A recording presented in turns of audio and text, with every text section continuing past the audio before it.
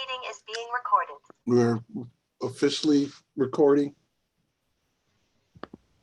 Okay, and I got to put continue. And Cheryl Latif just showed up, and here's a lot of our open mic people are showing up. Cheryl, welcome, welcome, welcome. Thank you. Glad you can make it. Glad I can be here. And is it Ellie or L? I It's don't. Elle. Hi, Jim. How are you doing? Hi, glad you made it. Thank you for Thanks so coming. much for having me. Yeah, we're gonna get going in just a couple minutes. We're waiting for a couple other people to show up. Cool. Did you get the email on the order of reading? I sure did, friend. Thank you. Okay, and Cheryl, did you get that email? I did. Okay, good. We're cooking with gas, as my mom might say. I think she was talking about the gas that I had, but I think it was more about her cooking.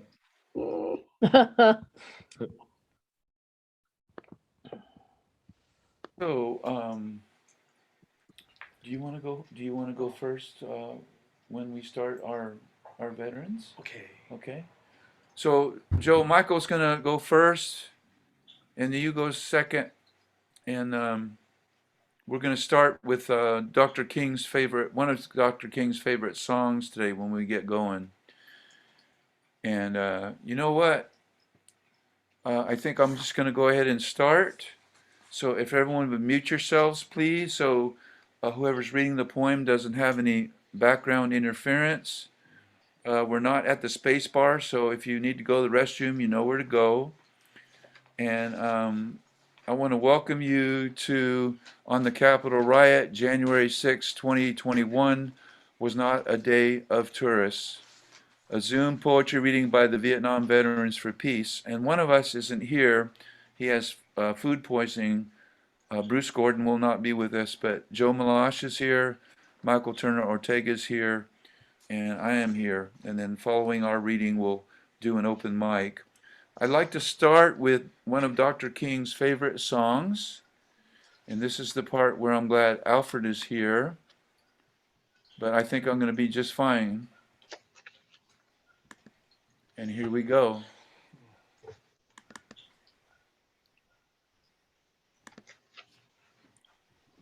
Portable heater. Sorry about the commercial. You need to show the other screen. We're looking at Zoom right now. Oh, Zoom. Can you pull it up right here? Oh, you can't see this? We're looking at Zoom. We're looking at the web page, but it's Zoom. Can you minimize this Boy, page? thank God you're here, because I thought because I'm seeing it. What should you're I sharing do? your I'm gonna screen. minimize it so I can see what to do.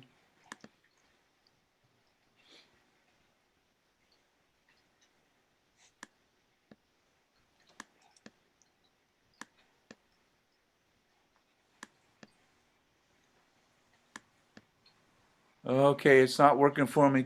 Al, tell me what to do, please. In the address Should I window right stop here. share No. In the address window right here. and then go from your directions? Wait, listen. See the little plus next to where it says post attendee Zoom? I'm sorry. Say it one more Okay, time. see your web browser here? It says Yeah. post attendee Zoom. Do you see that? No, in my web browser, I have to the left. YouTube.com. You're not seeing, can you hit the minimize button? Hit the minimize button. Yeah, I minimized. Okay, so what we're seeing is, can you toggle are you on a Mac or a PC? A Mac. Can you toggle Alt tab or Control tab over? What's the video? Tell me the name of the video and I'll find it real quick. Oakwood University, Say again? Aeolans, Aeolians. We shall overcome. Let me see if I can find it real quick. Well, I'll go ahead and stop my share. Now you're back. Barbara, welcome. Glad you're here. And appreciate everybody's patience. This man I owe more than I can say. He is Mr. Skills. Say that again. Aeolians? Yeah, A-E. A-E. Let me hold on a second. Get my cheat sheet. A-E-O-L-I-A-N-S. Whoa. Sorry. O-L-I-A-N-S. A-E-O-L-I-A-N. Aeolians or Oakwood University. Oakwood University, Aeolians, and then we shall overcome. And we shall overcome. Okay. All right, here we go. I found it. All right. There's a couple of different versions. Does it matter which version? It's the one with everybody's in blue. Or is in blue? Okay. All right.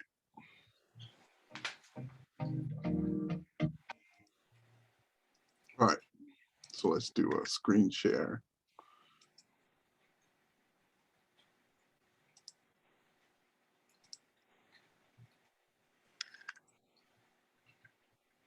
This it? That's it.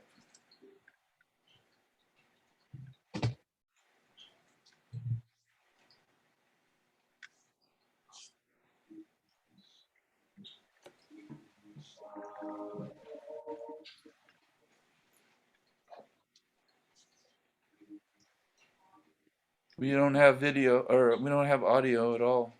You're not getting audio? No. The best laid plans of mice and men. Or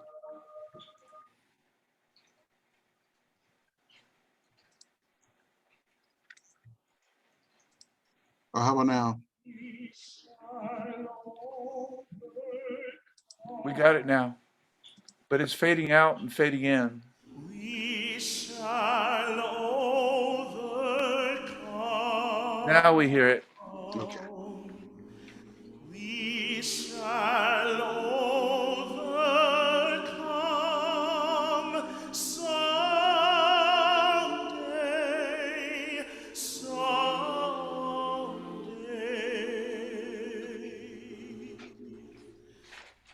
Deep in my heart,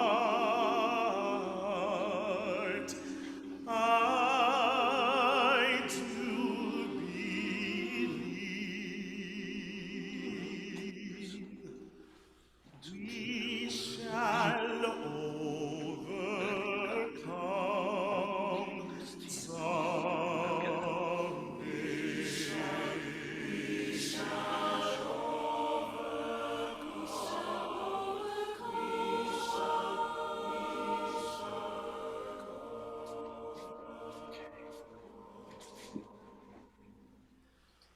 We'll walk hand in hand. We'll walk hand in hand. We'll walk hand in hand someday. Someday. That's yours. And that's real hot. Yeah. Oh, In my heart, I do believe that we'll walk hand in hand someday.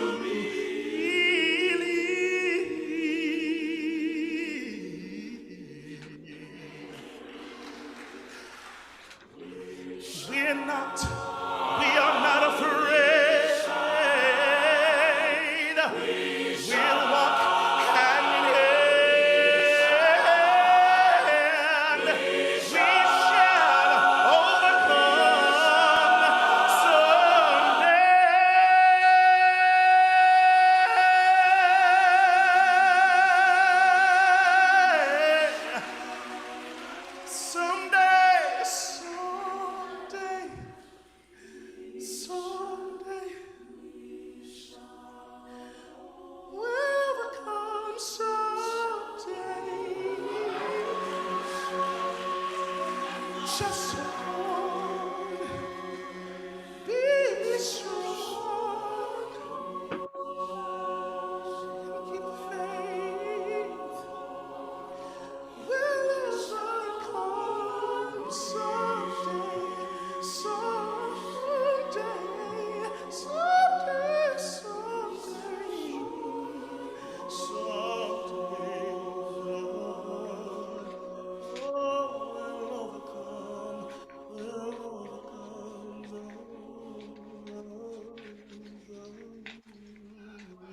someday.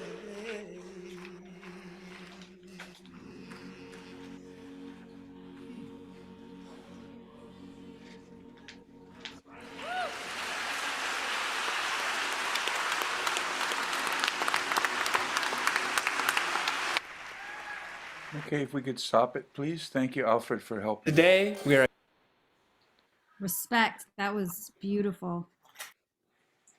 So, Dr. King in 1967, he wrote this: "When evil men plot, good men must plan. When evil men burn and bomb, good men must build and bind. When evil men shout ugly words of hatred, good men must commit themselves to the glories of love. Where evil men seek to perpetrate an unjust status quo, good men must seek to bring into being a real order of justice." And the three Vietnam veterans that you're going to hear read today, the very first thing that happened for us when we went into the military was they swore us in. They had us hold up our right hand, and we made a pledge to defend our country against all enemies, foreign and domestic. And the rise in domestic enemies has just gotten beyond comprehension. And so we want to counter January 6th today with our poetry and our voices, and not with guns or violence. And the people that will be reading today that are on the open mic are poets that we respect. Some we've known a really long time, and some we've only known a short time, but their poems have moved us. And we thank the open mic people for coming. I'm about ready to get up from my chair now because I want you to hear a fellow poet, a fellow veteran. They shot his helicopter down in Cambodia, and all of his shipmates were killed, and he was getting their dog tags together, and the Khmer Rouge showed up and started to try and kill him. And he's from the Tarahumara tribe. He was a great runner when he was a young man, and he outran them. He said they stopped chasing him after a few miles, and he ran all the way to Laos. Cambodia, and Thailand. To Thailand. And so he served our country well. I have a lot of respect for him. I think you will too. This is Michael Turner Ortega.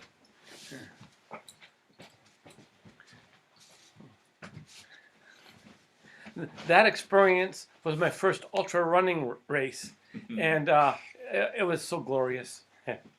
I'm going to read you my mission statement, why I'm here on this earth, and maybe in the comments later you can all share. My mission statement: I want to become the person I was meant to be, reaching my full potential by using what I know, my experience as endurance athlete, and my personal studies in consciousness, to blend them together and help make my community a better place. I want to write about what I can't explain in words, or how I came to be me and where I go with it. I want to show you my storytelling experience, the places I go to, and how you come back from my words to the world.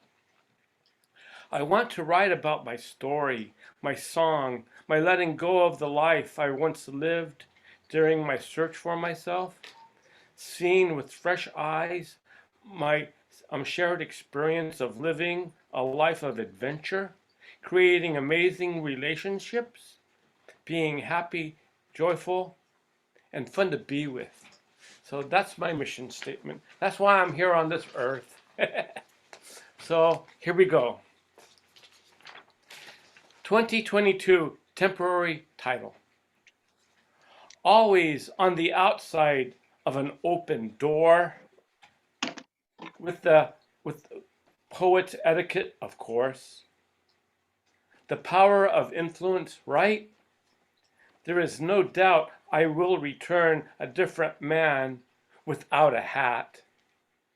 Off script, I'll make an appearance in any category, within the dimensions of a note.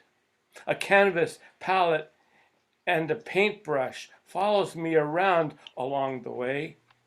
After the wars on everything are over, divided dualities blend into one.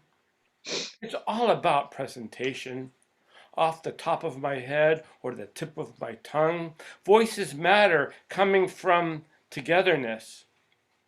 All the things I'm grateful for come from my garden. I've become a combatant of kindness. Keep on writing poetry until I write one good poem.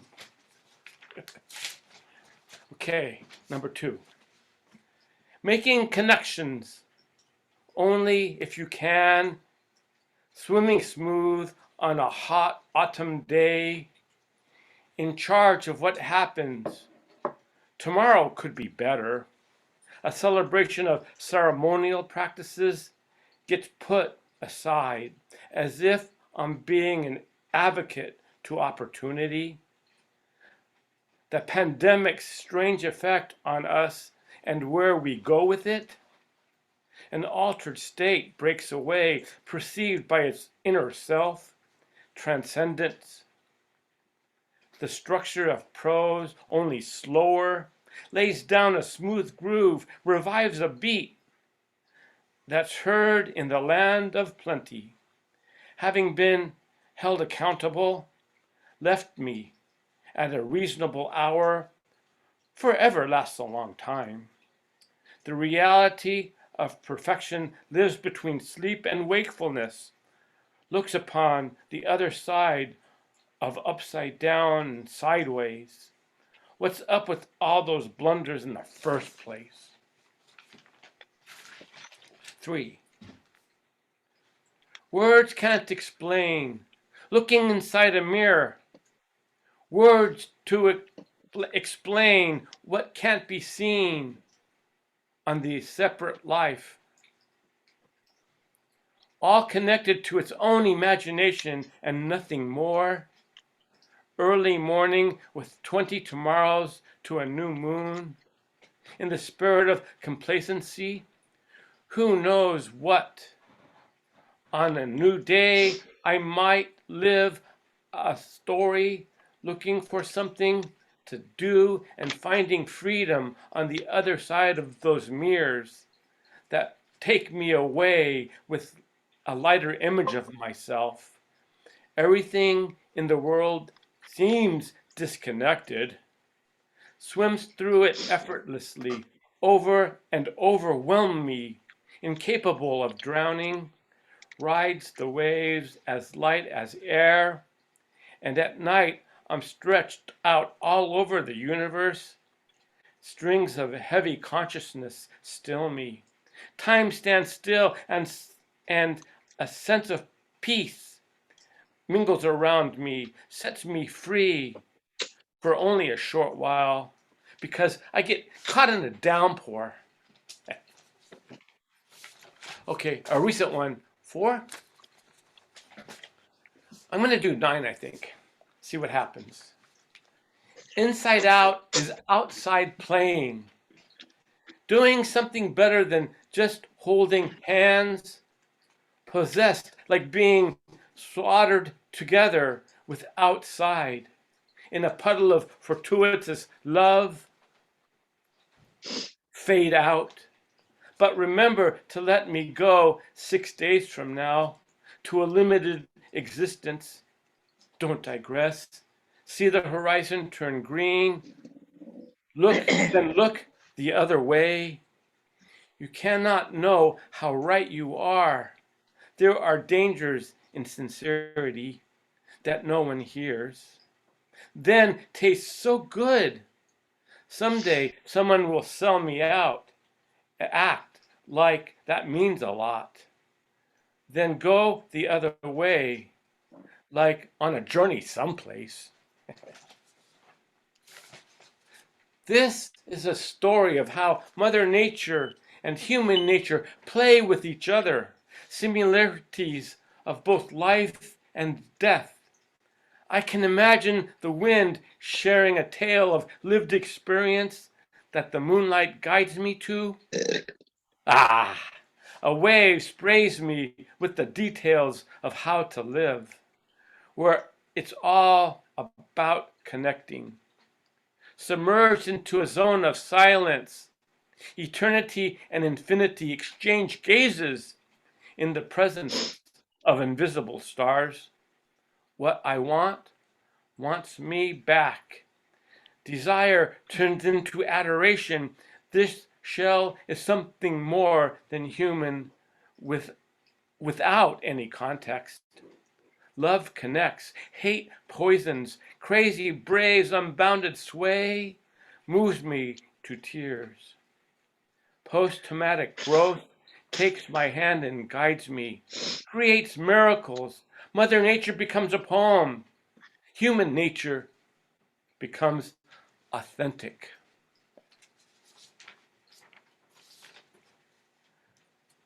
The consequences of climate change.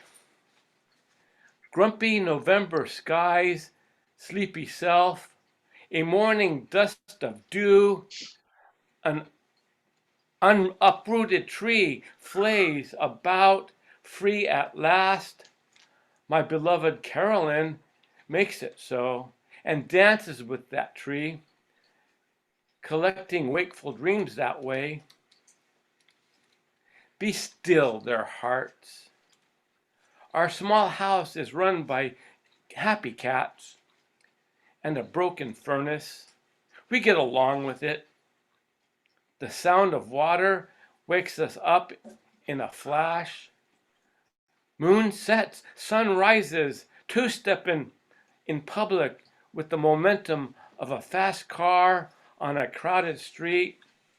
It's all up for grabs, points of light with a headwind outside our window.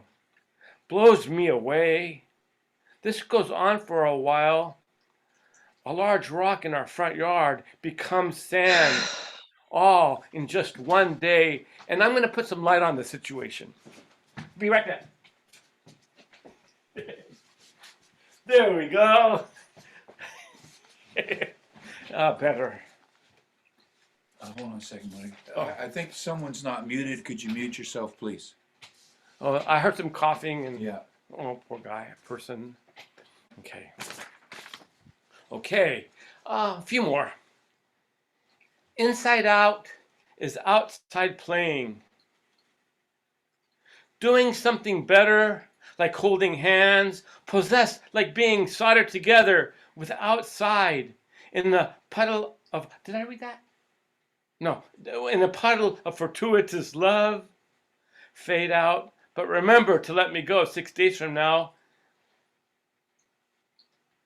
Without you, don't digress. See the horizon turn green, then look the other way. I thought I did. Can you not know how right you are? There are dangers in sincerity that no one hears. Tastes so good. Someday someone will sell me out, and they act like that means a lot. Go the other way, like like on a journey to somewhere or anywhere else. I think I did read that, but this is a revision of it. Okay, 2 more. No, you know what? 1 more. Turner Shipwreck. Those of you who have wept with sorrow or cry for visions, life becomes weightless. You can fill it up without deviation in front of oncoming traffic. Having discovered who you truly are, Your natural ability has a sort of naked awareness that's independent of space and time. It's like putting a note into a bottle thrown overboard and how it survives the worst of storms. When found, becomes a form of transcendence. Having become self-aware, you forecast your exit way down below the sky, over the land, then out to sea, amazed at your own migration into a new world of standard deviations that you yourself belong in. As you see and feel things that can't be taught, beyond the horizon, the vanishing point finds noble humility, bound for a safe harbor and moored in solitude. Okay, thank you so much. And now that there's more light, I feel better. Thank you all.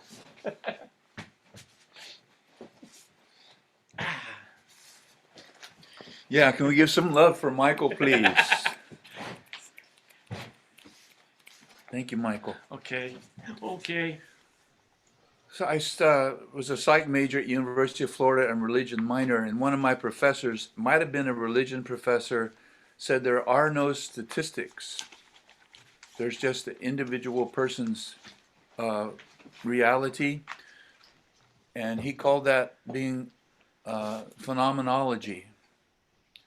And then he said there's also a search for meaning, and he called that existentialism.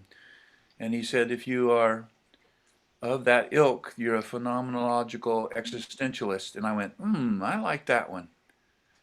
I like that one. And then I realized I was an eclectic mystic, and it was really an interesting journey. You're going to hear 3 different perspectives from us. And all of us have taught, all of us understand that there's no copying someone else. We all have our own individual way of writing, and we're all different snowflakes. We're all different fingerprints as we write. And some of our really young students say, well, I want to write like him, or I want to write like her. And we are really, I think Miles Davis said, it took me a long time to learn to play like me. And I think you'll hear, each of us are storytellers, but we tell a story in a much different way. And the young man I'm going to introduce now is an Army veteran. And when he was about ready to get on a plane, at one point, an NCO, a non-commissioned officer, came up and said, don't get on that plane.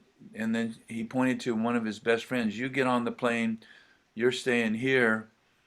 And so his friend went and got on the plane, and as the plane was taking off, it exploded. And his friend was killed. And that's one of many reasons I have respect for Joe Meloche. Can we give him some love, please? This is Joe Meloche. Thanks, Jim. You tell great stories. I hate to kind of, put the true light onto that story.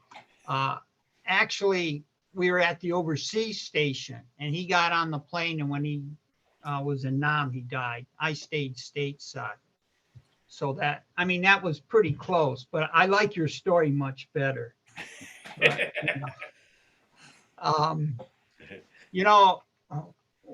Jim was talking about the swearing in ceremony. And, when I was inducted, there were signs I wasn't going to be really a good soldier.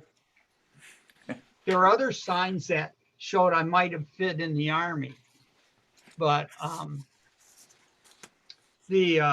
so when they were swearing us in, they had this sergeant or some guy in a uniform stand up and say, we're going to swear you in, or we want to swear you in, something like that. So when he said, we want to swear, I said, damn it all to hell.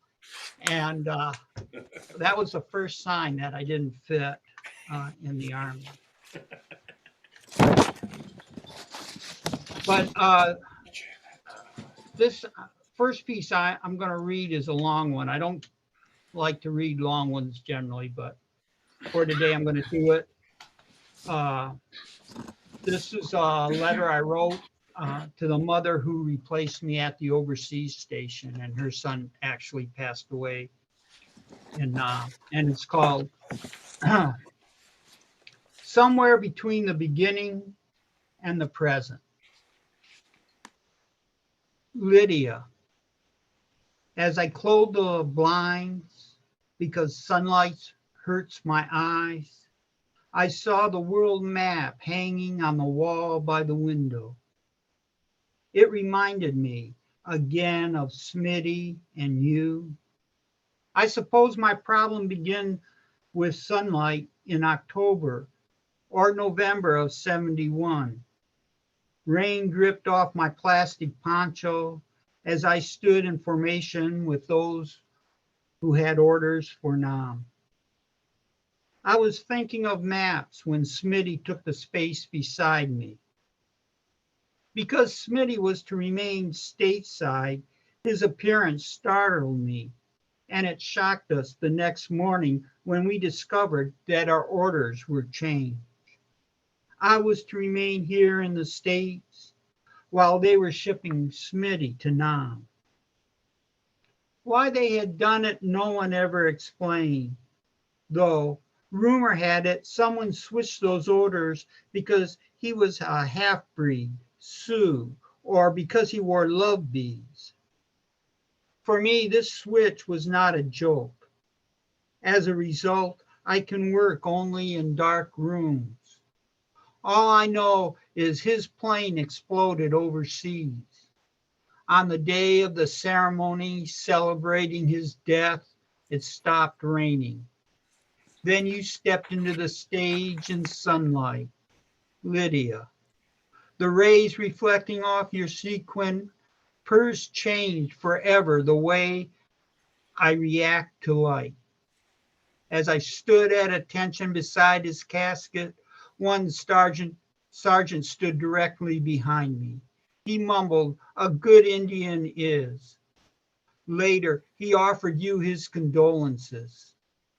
In the sunlight, the dog tags they presented to you gleamed inside the glass cover. I pulled my cap's brim over my shade. Still, the light coming off the case hurt my eyes. Lydia, I didn't dare tell you that it wasn't Smitty in the bag and that it was a common trick they pulled. When they couldn't recover a soldier's body, they tied his name tag on another soldier's bag. They knew you would never find out it wasn't your son under the red carnations you placed on his body bag. That we came out of the war changed and incomplete didn't give me the right to make your pain even worse. So I kept my mouth shut and let it ride. Thinking of him brings this image of you, dressed in a black coat. You stand in the winged shadow of a recon plane.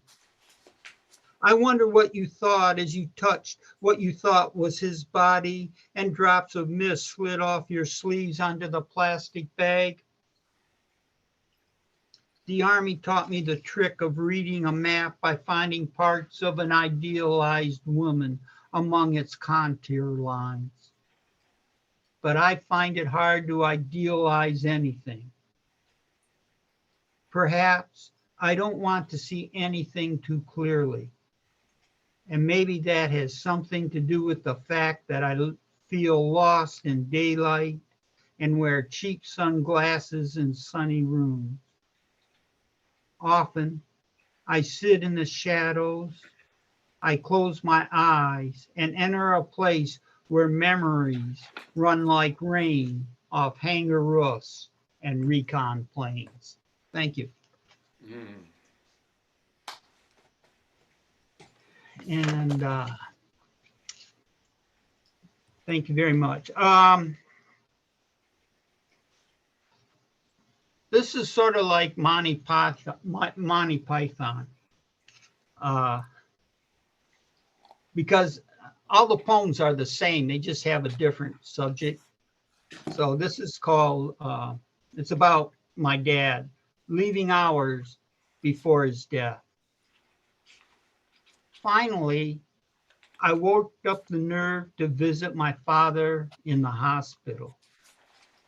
He'd been dying for days, and I needed time to work out the angst over his words, sharp as a tin lid. I needed time to find him in autumn, baking potatoes in a pile of leaves and switch-like twigs.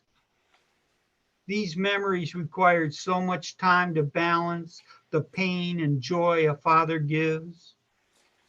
In the end, I drove to the hospital, not that far by California standards, an hour and a half. I entered his room. My mom looked at me. Her right eye softened with love. Her left eye squinted with anger at me being 4 days late. I kissed her cheek and looked at my dad. His blue eyes seemed as ashen as his face. Laying among crumpled sheets, he tried to smile. Look, I said, showing him the picture of the house I was planning to buy. I kept talking about the dwelling, and then everything became shadows. It was like entering the woods and stumbling upon the ruins of an old cabin. Everything smelled of duff. What I was saying became the rustling of leaves. After a while, I said, "See you soon," shook his hand, and left. Thank you.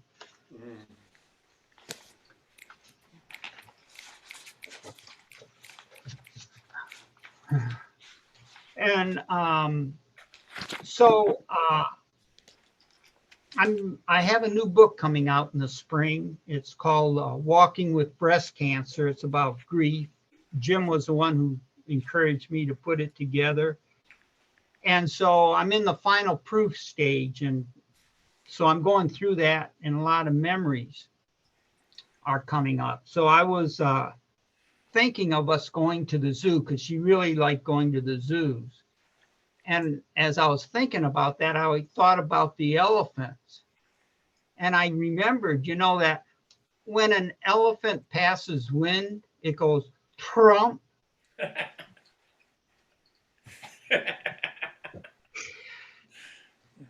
That's an indication I'd make a good soldier. But,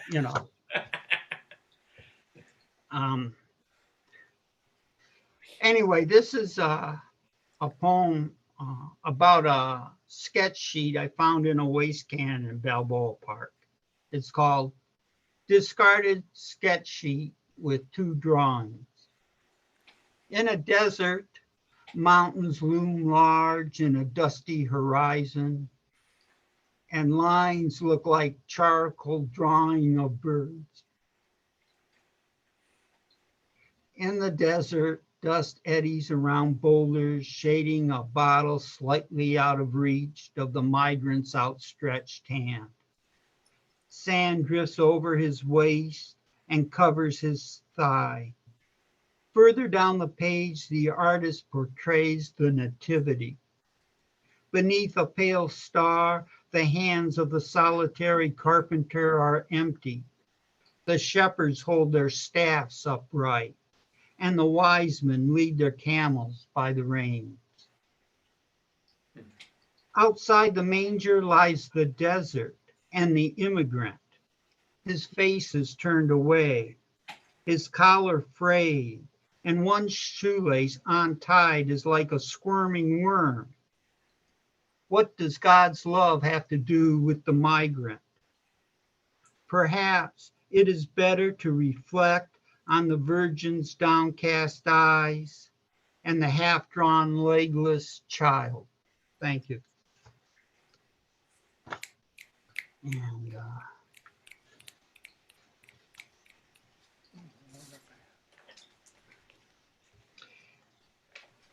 this is a poem I wrote in Ireland. I met a lady there. I went to Wicklow, the city of Wicklow in Wicklow County. That's where my mother's family's from. So we went to the cemetery, and I met this lady. And in 1600, when Jim started writing, Cromwell invaded Ireland. I'm not supposed to laugh at when I'm talking, but that's, sorry, Jim. And for up until 2000, there was a religious war going on. And it would have moments, 5 or 10 years, when there was some peace.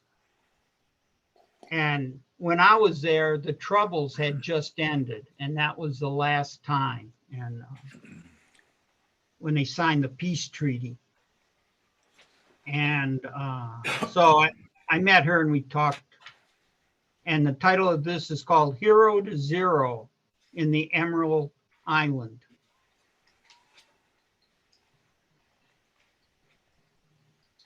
On this dull day in the cemetery, she walks past me with 2 unwilling children.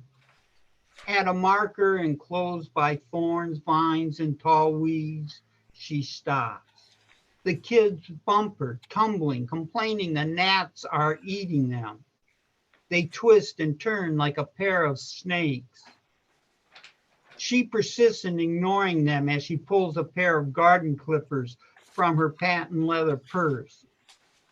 Can I help, I ask? They seem to be a handful. Speaking with a slight brogue, she says, I brought my grandkids just to see Albert's grave. Claire, Ernie, behave yourselves. Can I clear this for you, I ask, and tell her I'm from California visiting my ancestors. We're from Florida. This is my oldest brother's grave, she says, pointing to the headstone. He was a hero for 24 hours. I left after he died in 1958. She went on to tell me that during the war, he fought under Monty for the British Army. When he came home, the town treated him like a hero. The next day, they discovered he fought in the British Army. It would have been okay to wear an American uniform or a French uniform, but to join the British Army was a mortal sin. He went from a hero to traitor in 24 hours. That was during the Trouble. Family, friends, the whole town turned against him. Everyone said he died from the drink. He died from a broken heart. Only my mother and I came to his funeral. I was 30 and left for America as soon as I could. It is my first time back. It only took 24 hours. Hero to traitor, hero to zero, hero to zero. She repeats, as if she thought of the phrase without the help of her family or friends, and on this dull day in the cemetery, her tears are a rain that burns. Thank you. And let me see.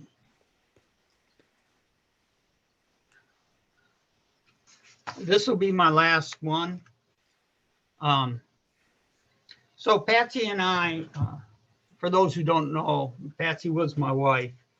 And she was a Mexican lady, and we went to her mother's hometown in Huanusco, Mexico, in the state of Zacatecas. And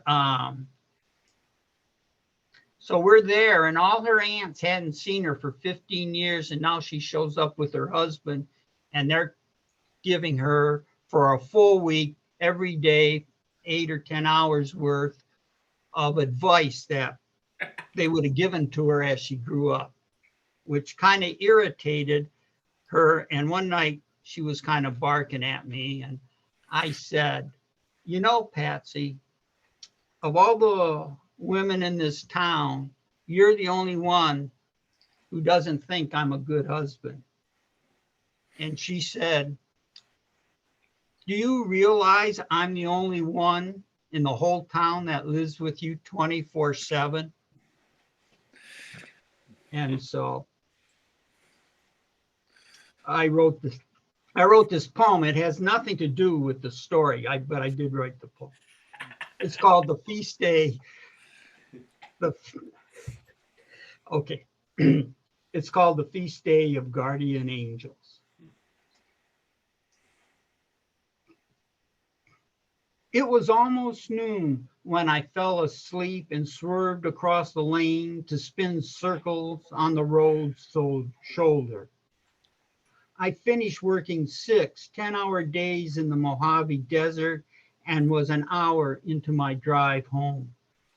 Breathless from the spin out, I watched the dust settle. Realizing I didn't crash, I whispered, "I'm alive," to my guardian angel. He had appeared by my open window. Transparent as rain, he seemed composed of large drops. I tried to shake his hand, and he disappeared like raindrops on concrete. During the breakfast, I told my wife about my accident and the sighting of my angel. Slapping her fork on her plate, she said, "If you loved me, you would have slept before you drove." Hey, making it home proves God loves me. "Please don't. All you do is joke around," she said, glaring at the hummingbird feeder and the birds fighting with transparent wings. "I wanted to come home to you.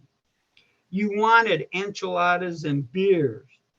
And she made me promise that from now on, I'd nap before I drove home. Later, her mother visited. I read in the living room as they cooked. Patsy told Mom that I saw my guardian angel.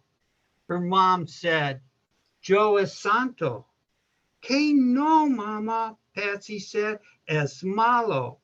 And she repeated malo 7 times to describe how bad a husband I was.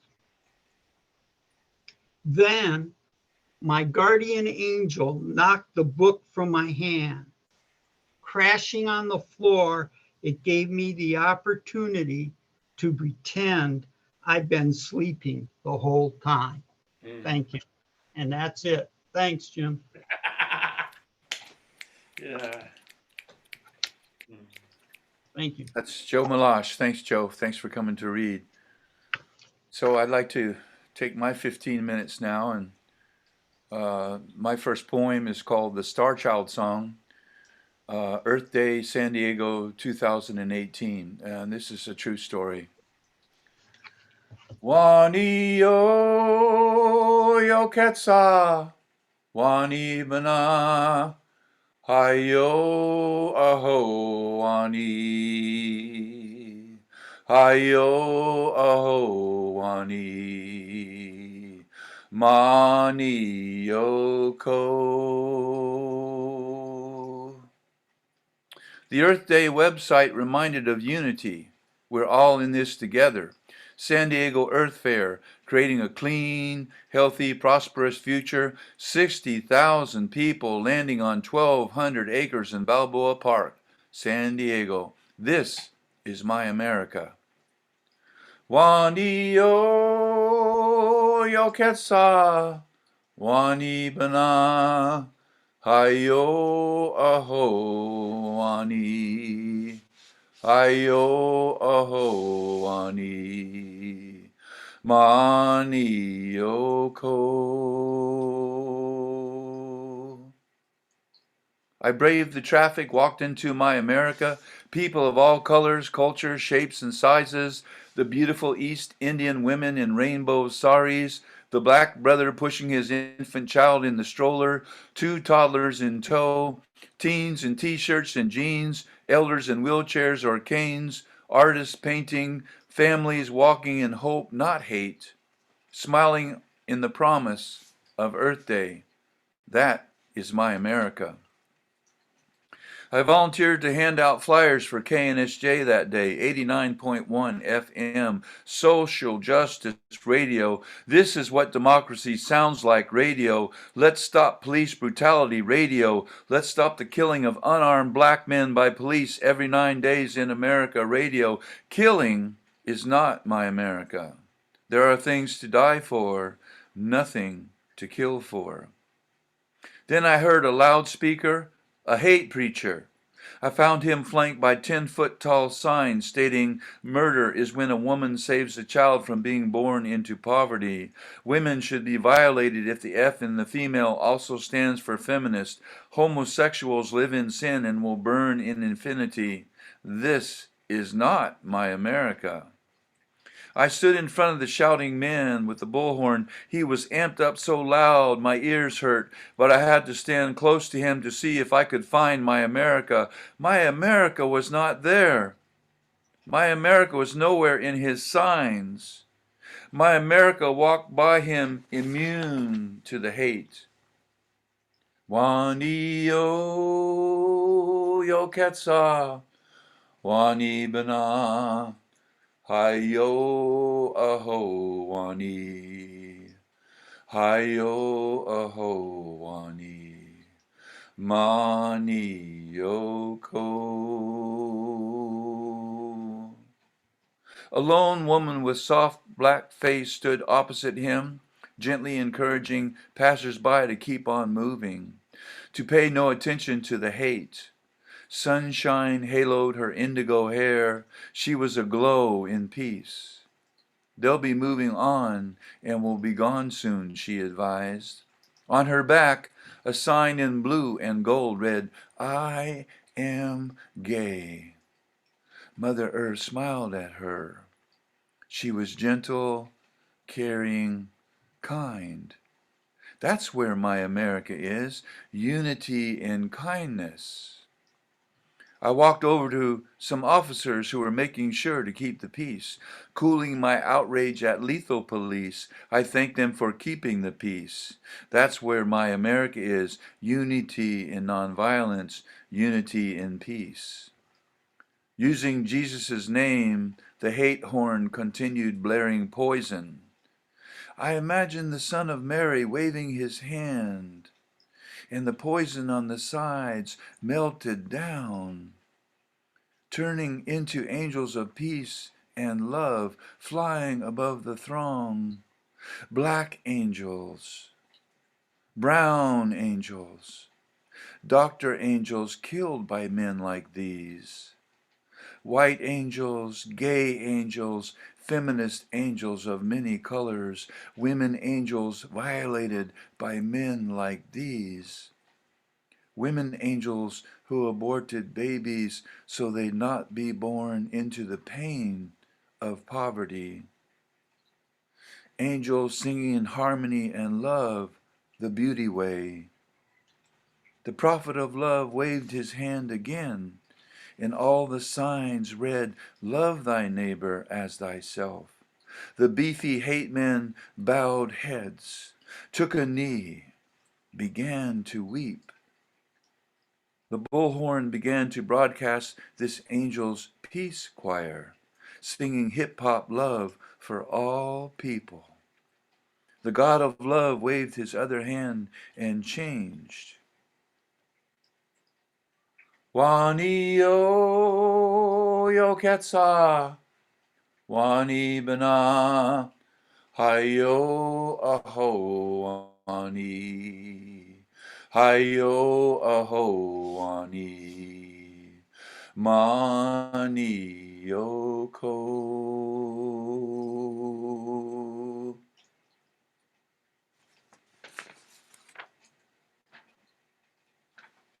Thank you. This is called The Tongue of Many Tongues.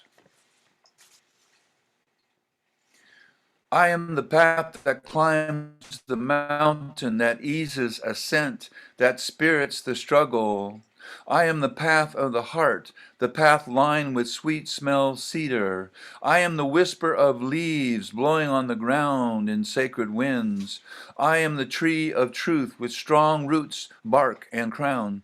I am the servant of the writers of the South, escritores del Sur. Poetas Paz y Parra, Mistral y Neruda, Martí y Morejón, Borges y de Burgos, Castellanos y Sabines, Cisneros y Cicer. They gave me my heart. After Vietnam, they were an existential oasis, a spring and a song of maize. I dance in the heart of balafon, kalimba, kunga, and Afro blue. I dance in the heart of the red-brown nation and Jimmy Santiago Baca. My ancestors were bell ringers in Bavarian churches.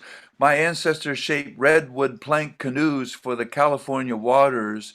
My ancestors paddled tomos to Arlimu Island, the island of the Rainbow Bridge. I am the dolphin of the West, helping you not drown in your problems, because there must be a funny bone somewhere. I am the poet of passion, the poem of happy, the poet of break the mold, break the silence, break the arrogant callous bank, break this corpulent runaway train, derailing justice, bread, love, and life. I am the habit, the hobbit of the soul. I go to the hoop with my pen. I push through the paint, through the trees. I go to the house with the rock. I am the jazz tune, the story, the truth, the drop of dew on the old lion's claw. I am the walk, the fire, the question. I am the answer, and I am the quiet tide. I am the line, the break, the blood. I am the eye, the tongue of many tongues. Thank you. I go to this prayer circle every Friday at 3 o'clock, and there's 12 Chumash women and a Tongva elder. Tongva was the tribe that lived in the Los Angeles basin when the Spanish got here. And this is a poem called Our Flag, the Flag of All Americans, for Gloria.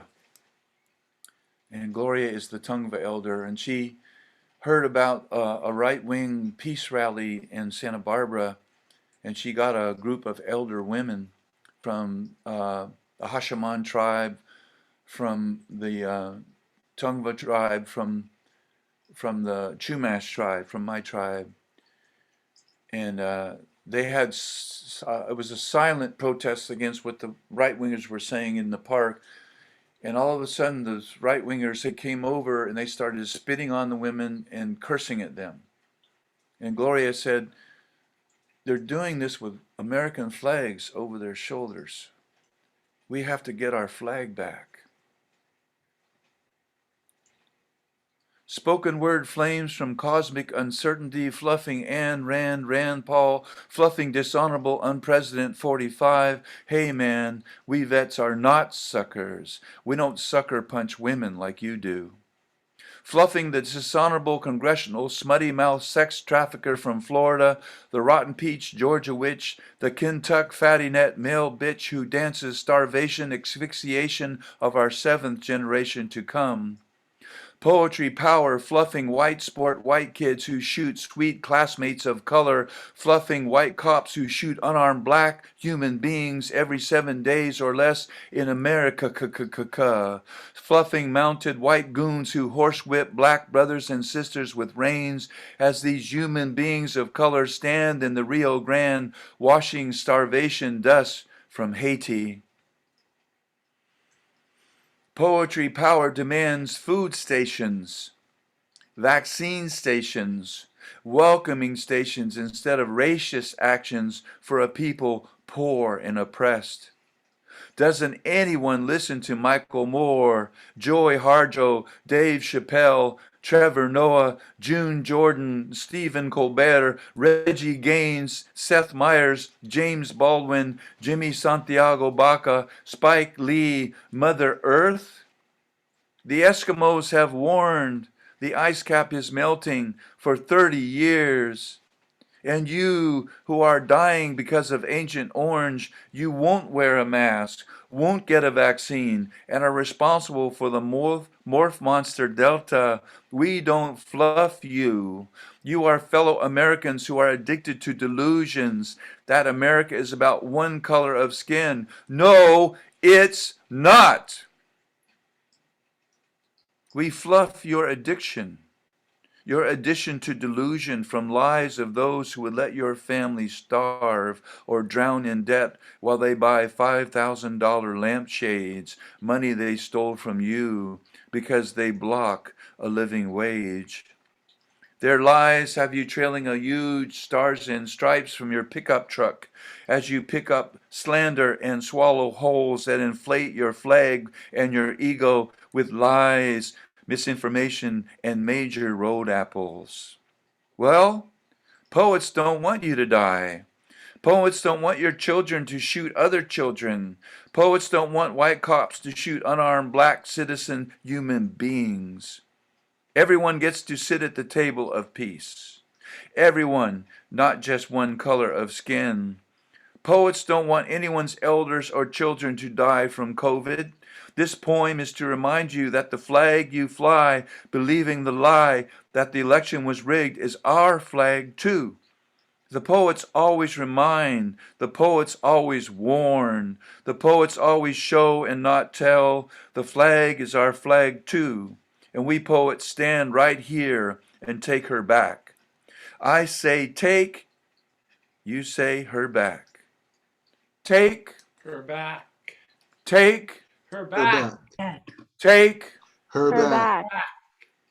She's the flag of the people, our people who are equal, who protect and defend the Constitution and the Bill of Rights. So in this poem, we take back our flag. We fly that flag in our hearts and minds, and we wish no one to be hungry, no child to have an empty stomach as they toss and turn hungry in their sleep. When you fly that flag, you share it with all Americans who love this great country of love and respect. Love and respect, the heart of America, the land whose strength comes from immigrants of all cultures, all religions, all countries, and all colors of skin. This flag, this poem, is your poem. Act like it. Act like it. Thank you. I think I'm doing okay on time. One of my students was a young man who was in juvenile hall, and I wanted to read his poem to you. He didn't speak very much English when I met him, and he didn't write any English at all. And so I asked him, in my broken Spanish, I asked him if he would trust me to translate his poem from Spanish to English. And so I'm going to read the English translation. I'm also going to read the Spanish. This is Sebastian. He's graduated last June. He has his high school diploma now. Hate, Don't Change Me is the title. Hate, don't change me. I don't look back y me enseñado a respetar. And I have been taught to respect.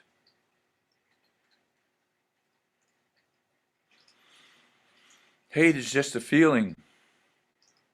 Lo ignoro y solo pienso en avanzar. I ignore it and I only think about moving forward. I don't care who hates me, because I don't hate anyone. En vez de odiar, ¿por qué no ayudar? Instead of hating because it does not help, todos vivieron felices y en paz. Everyone lived happy and in peace. When he wrote this, he was 16. Not bad for 16. So this is a true story. This happened in Vietnam a long time ago. This is called Godfather is Gone. Thank you for listening. Thank you for coming today. He bought round after round, Boilermakers, shots, and beer, making us laugh, making us sing. Indigo Army Sergeant in this hellhole called Dong Tam, Vietnam. We had watched the firefight all day from our sitting duck T, that's LST, large slow target, above blackened blasted palm tree stumps. We had watched Victor Charlie rounds, splash spouts, water pocking the muddy, bloody river, splashing dead near, lightning fast swift boats and PBRs. We had watched all day wondering, all day weighing if a mortar round, all day weighing if a rocket stray would blow us out of the water, all night wondering if a swimmer would blow us out of this swift current Mekong Delta River. Black Texas Army Green Sergeant helped us white and black Navy blue seamen drink away the scales of doubt, the scales of fear. Ebony man, garbed in green, seemed to get stronger as we blue swabby boys got sloppier. His uniform got neater, seams crisper as we spit and puked on ourselves. We Navy rivery men spitting at death, spitting at war, spitting on it all. Then he insisted we scoot to his hooch for some real drinkin'. 2 hours before curfew, 3 hours before the next siren sounds, warning of the clump, clump, clump, mortar giant walking, clump, clump, walking down on you, walking death on you. Something about him drew us. His friendliness, his strength, his laughter, deep belly laughs, his camaraderie, his straight seams. When we got to his hooch, he put on Martha and the Vandellas and poured another round, poured another round, poured another knock it down round, Jack. I could hardly stand or see in this in-country hellhole. I could barely stop the spinning room in-country war hole, but I wanted to drink like a man. I wanted to drink like him. When the news came down that his best friend was blown away, blown to bits by a rocket stray, that very afternoon, he went down like weeping coal rock, sinking to his knees, wailing, tears flowing from some deep subterranean African blues spring water. Mourning brothers deluged by despotic, gashing, stinging, tearing cracker whips, bittersweet Georgia tea, T-Bone Walker, Mississippi River Delta blues, flooding confluent Mekong River Delta blues, drowning us all. In his red, profanity-laced, Charlie-hating, curse the Navy ensign who kissed my doc sucker blues. His best friend was gone. His closest brother blown away. His best friend was also Texas Army Sergeant, good man. His best friend was also godfather to his tiny son, waiting for Godpapa in Galveston. His best friend was also a white man. And they, black sergeant, white sergeant, were brothers. His wails touched some nerve deep inside of us, 6 sinking sailors sobered by his deep blue water blues. We put our glasses down, walked outside, back into the sweaty smoke, hot tropical night. We walked outside, back to the duplicitous war, blinding the stars and the moon. Back into the deadly war, thundering in the hot tropical night.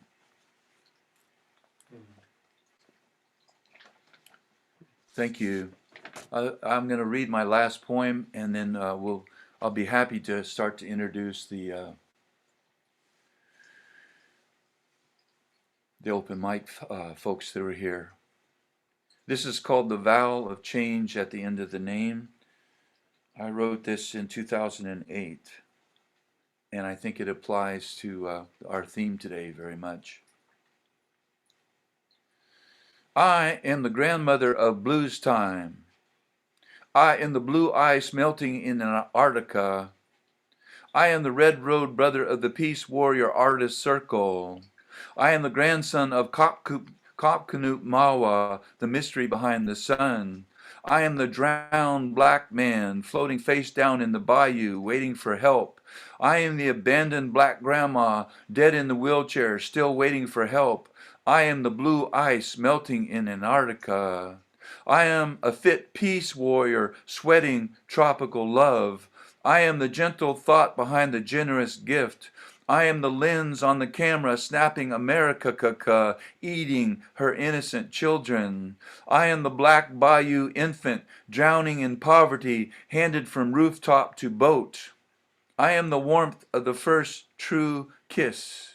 I am the lazy green snake shedding his old, useless skin. I am the blue ice melting in Antarctica.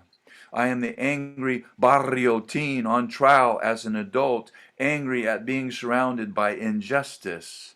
I am the reptile CEO who sent the teen's father's job to China. I am the same cold-blooded CEO who locked the teen's father up for stealing a loaf of bread, called him a looter when he was a victim of class war. I am a drop of dew on the old lion's claw. I am the brown immigrant mother with child at her breast, dying in the desert from hunger, from thirst, from 115-degree heat, from the death policy of Butcher Burson of El Norte, Operation Gatekeeper. I am the Pinochet mercenary killing women and children in Iraq. I am the mother, doctor, and son, Blackwater impunity murdered in Nisar Square. I am the runner in the marathon hitting the wall at mile 20. I am the blue ice melting in Antarctica, and you are ignoring me. I am the reptile, racist, classist politician, cousin of the cold-blooded CEO who pushed NAFTA policy to starve Indians in Chiapas, Oaxaca, and Guerrero. I am el mismo fox in the hen coop politico expanding La Migra to malign starving immigrants come to El Norte to work. I am the spark, the fire, and the flame. I am the dew, the rain, and the wave. I am the cry of the orphan whose parents were murdered in Uganda. I am the motion of the 8-year president's head turning the other way. I am the shade, the shadow, and the rum. I am the fierce storm pounding waves on the rocks. I am the hope as the people shout Barak. I am the spirit of the miracle of Barak. I am the vowel of change at the end of the name Obama. I am the plastic Zion bullet maiming 80,000 children of Palestine. I am the apostle Saul Williams warning, they are shooting the children, they are shooting the children. I am the blue ice melting in the Arctic, waiting for you to change. I am the indigenous mother at Wounded Knee, at Chiapas, at Nuncolt Valley, at Humboldt Bay, at Matos Station crying, they are shooting the children, they are shooting the children. I am the ethic mother at Sabra and Shatila, at Auschwitz, at Ilabon, at Treblinka, shouting, they're shooting the children, they're shooting the children!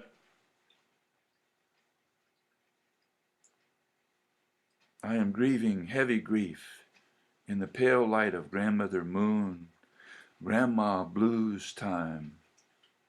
I am praying the violence will stop, wrapped in the blue love blanket of Father Sky.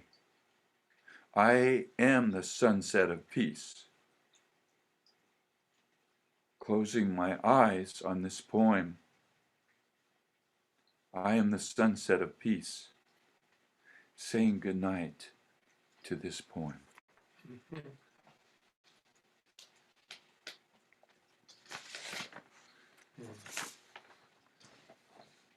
I want to thank my brother veterans for helping me to use our voices in this way. And thank you, Joe, and thank you, Michael. Yeah. So these are very, very special people you're about ready to hear from. They are part of our poetry community here in San Diego. And some of them have been around for a very long time. Some of them we have met really in the last year, but we respect all of them, and we hope you will too. So Pilar Rodriguez Aranda was at the Secut in Tijuana when I stood in front of a mostly Mexican audience, and I said the Revolutionary Poets Brigade would like to become bilingual and binational. I apologize to you for our unpresidential president. This was 2016 when I made that announcement. And Pilar and her man, Gerardo Navarro, with 3 other poets, they came up and they've been with the Revolutionary Poets Brigade ever since. And she couldn't make it today. Well, I want to acknowledge her. I want to give her a shout out. She is the international beat poet right now. She's the international beat poet of the world right now, and we're so glad that she's with us. Lisa Brakey came to one of my poetry classes, and she is a person who is an attorney in her day job, but she was born a poet. And every time she reads in my classes, she just blows our socks off. This is Lisa Brakey. And you're muted, dear.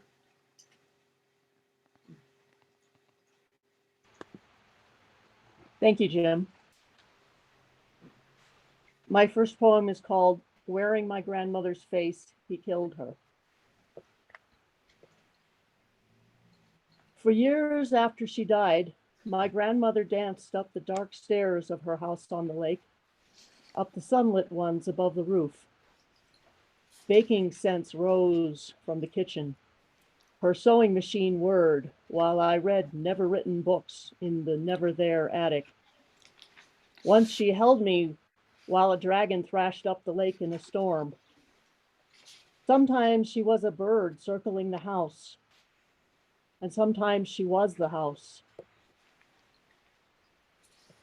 We all have that one father, brother, uncle, or mom wearing a beloved face, but tuned to a different channel.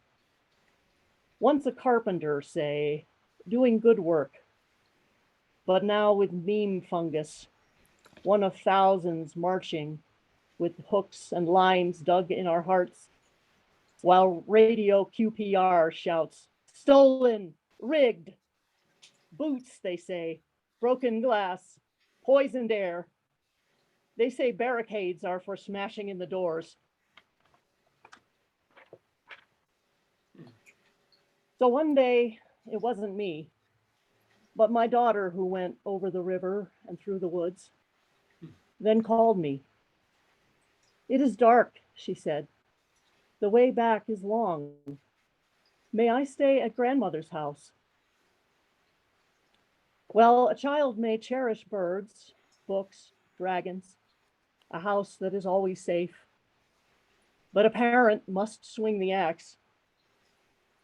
No, honey, no one who loves you lives there anymore.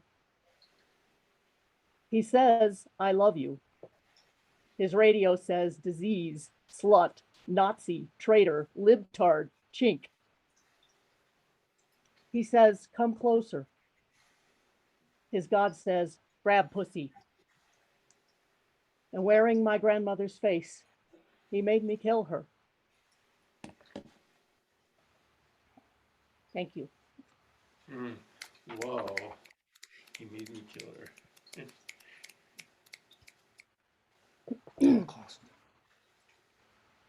Okay, the other one is called Let's Meet. Let's meet somewhere outside time and space, because I have been hearing of pain no one should have to feel. Of your son breathing his own blood like a fish hooked and dumped in a bucket and called a good catch. Of your daughter broken in her heart, mind, and bone and spoken of as a good lay.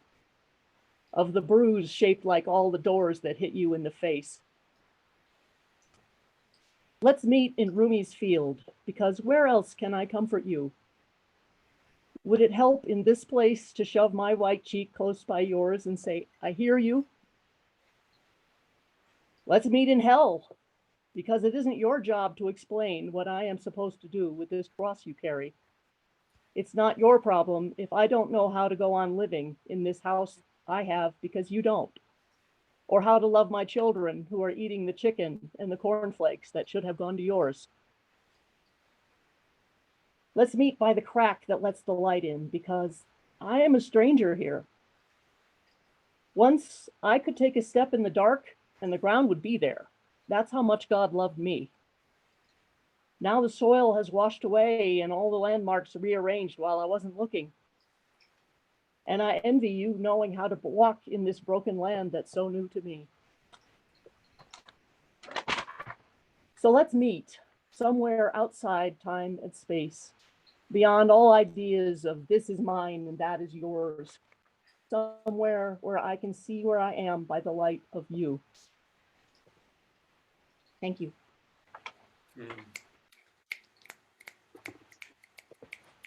I read somewhere that attorneys that win a lot of cases tell a better story than the opposing attorney. I think you've won a lot of cases. Thank No, you. I'm an appellate attorney. I lose most of them. Okay, It's just, the system's just set up that way. Criminal appeals don't work.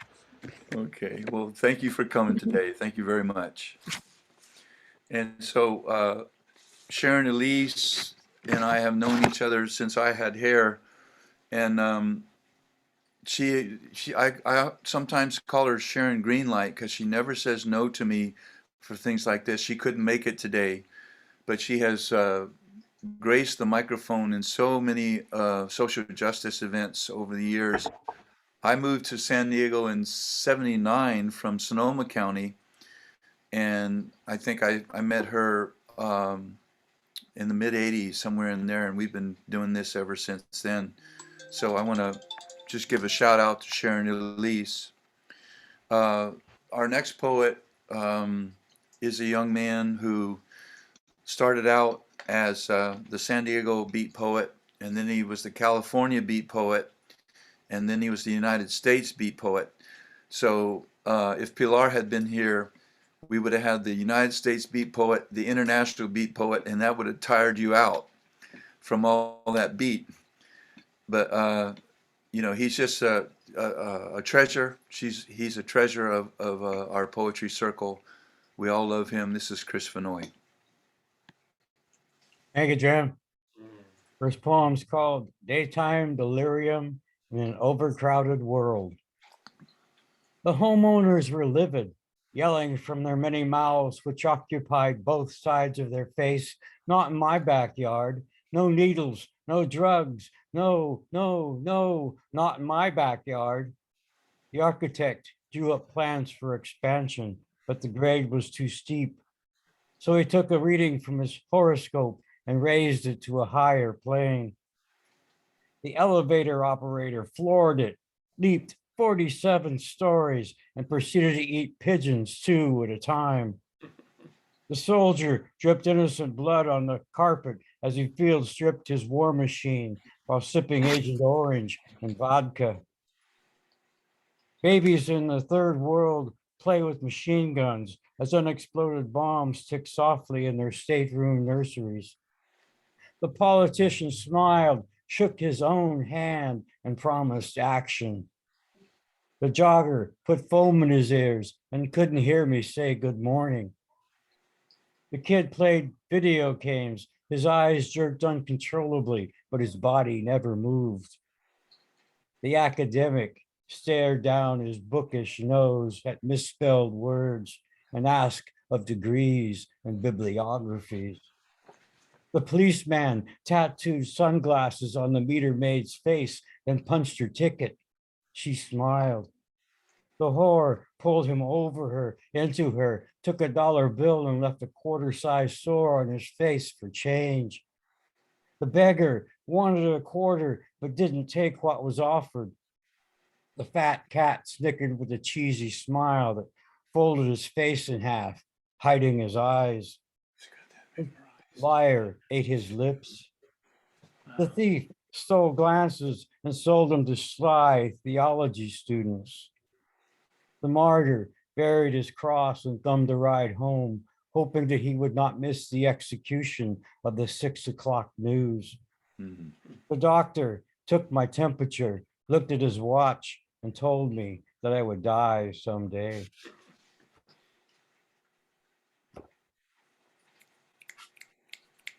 Now a little history lesson. This one's called Immersement.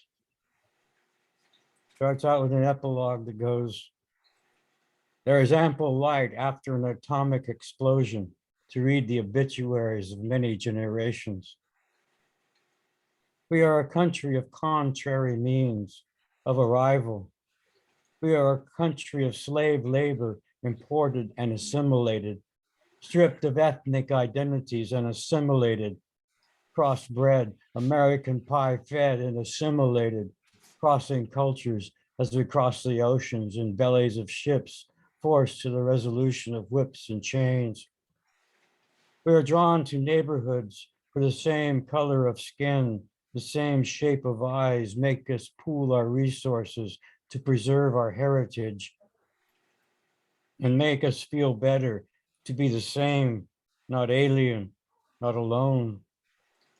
We bloodied the wilderness with homesteads, with cities, with towns, turned the wilderness with teams of dumb animals as the metal bits cut their mouths. And we scraped the mud from our boots as the pallor of guns and chains swept northward through Mexico with the Spanish, through New Orleans northward with the French who moved through the wilderness of Canada, along the Bering Straits with the Russians, for the English and the Dutch into the middle Atlantic. And the wilderness groaned with childbirth, for the winners whose names were written in the history books profited, and the losers were sold as chattel. And the roads crisscrossed the country in barbed wires and covered wagons. Native races who held out their hands and pipes of peace followed the buffalo until they disappeared as the prairie grass and the tilled soil under the cocked hammer of Winchester, where howling whiskey flasks dropped from unconscious hands of a once proud race. Long marches took them and fed them starvation in reservation prisons. We taught them the white man's way. And still the flesh was imported. And still the almond eyes grow rounder as the generations pass. And still the dark eyes turn lighter as the generations pass. And still the round eyes turn oval as the generations pass. And still the white skin turns darker as the generations pass. And the sun burns us all. And the sun burns us all. Yeah. Wow, man.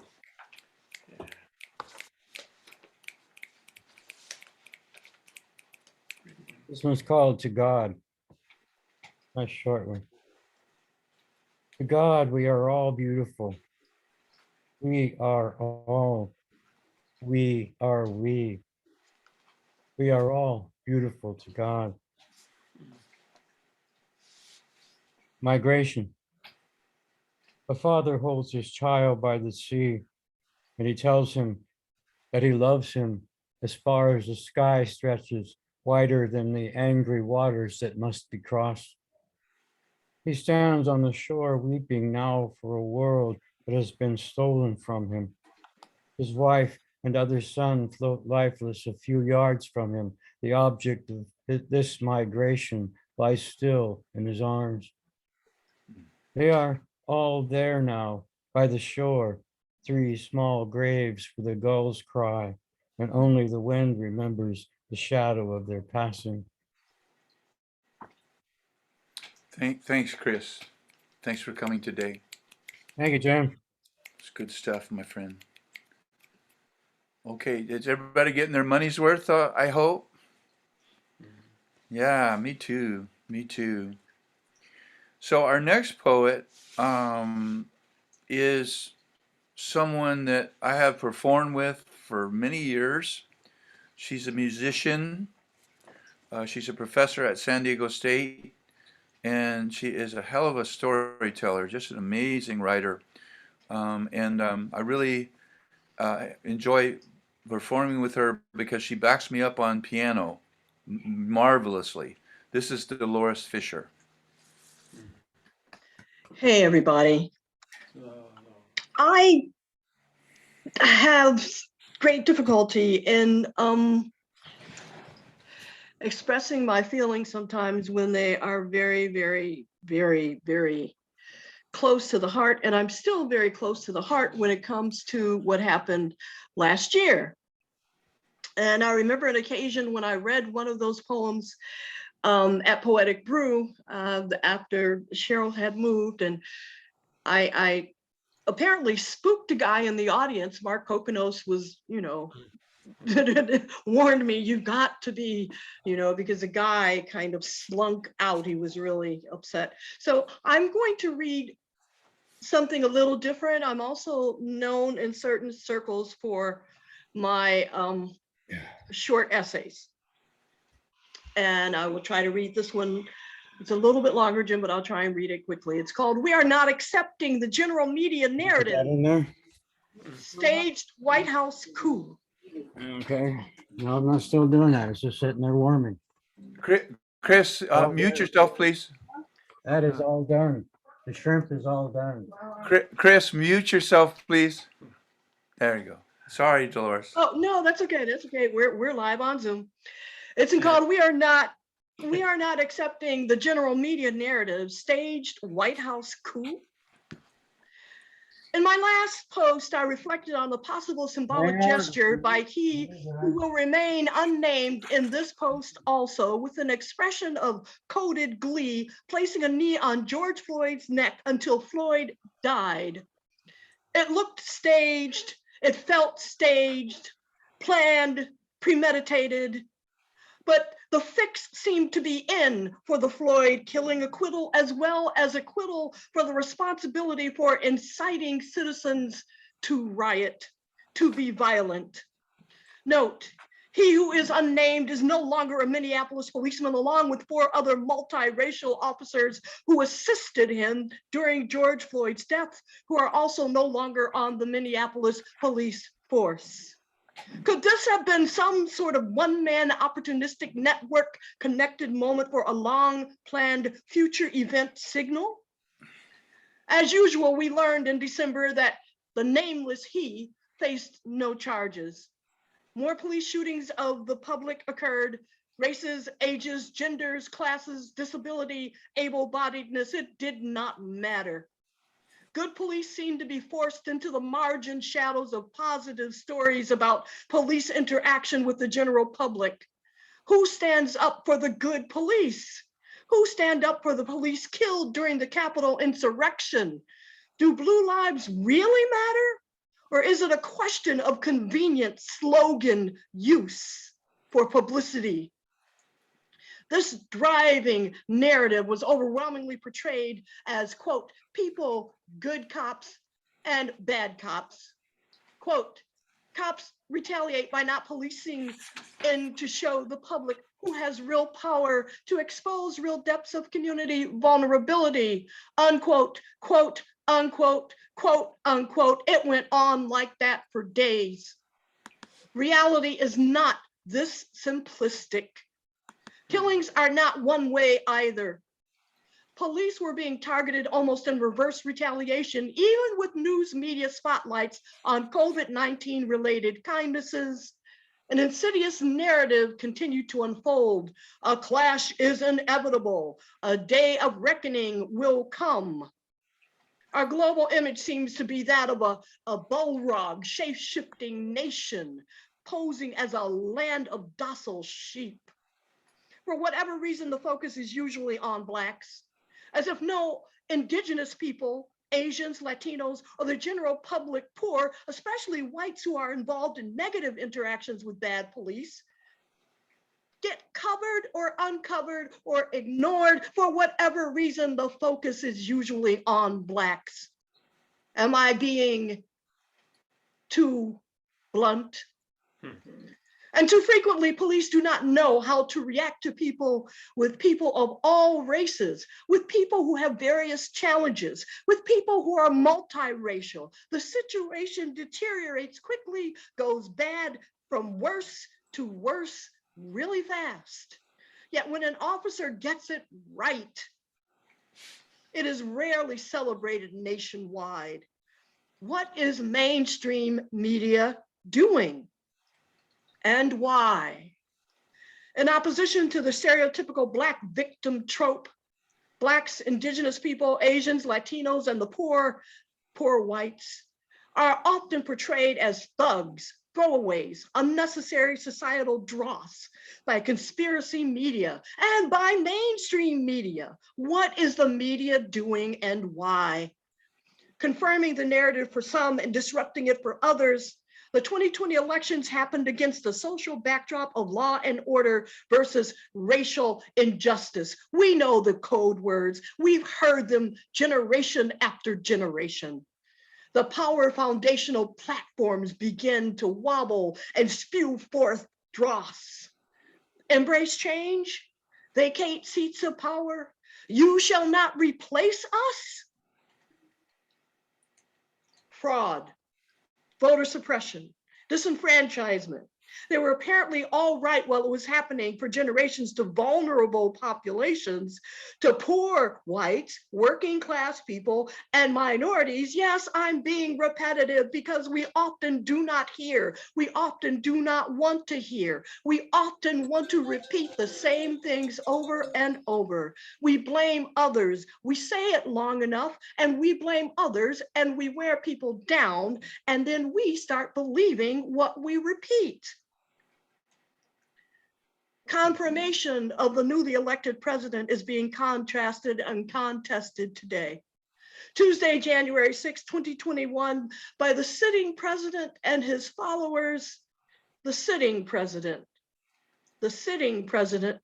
president on his way out.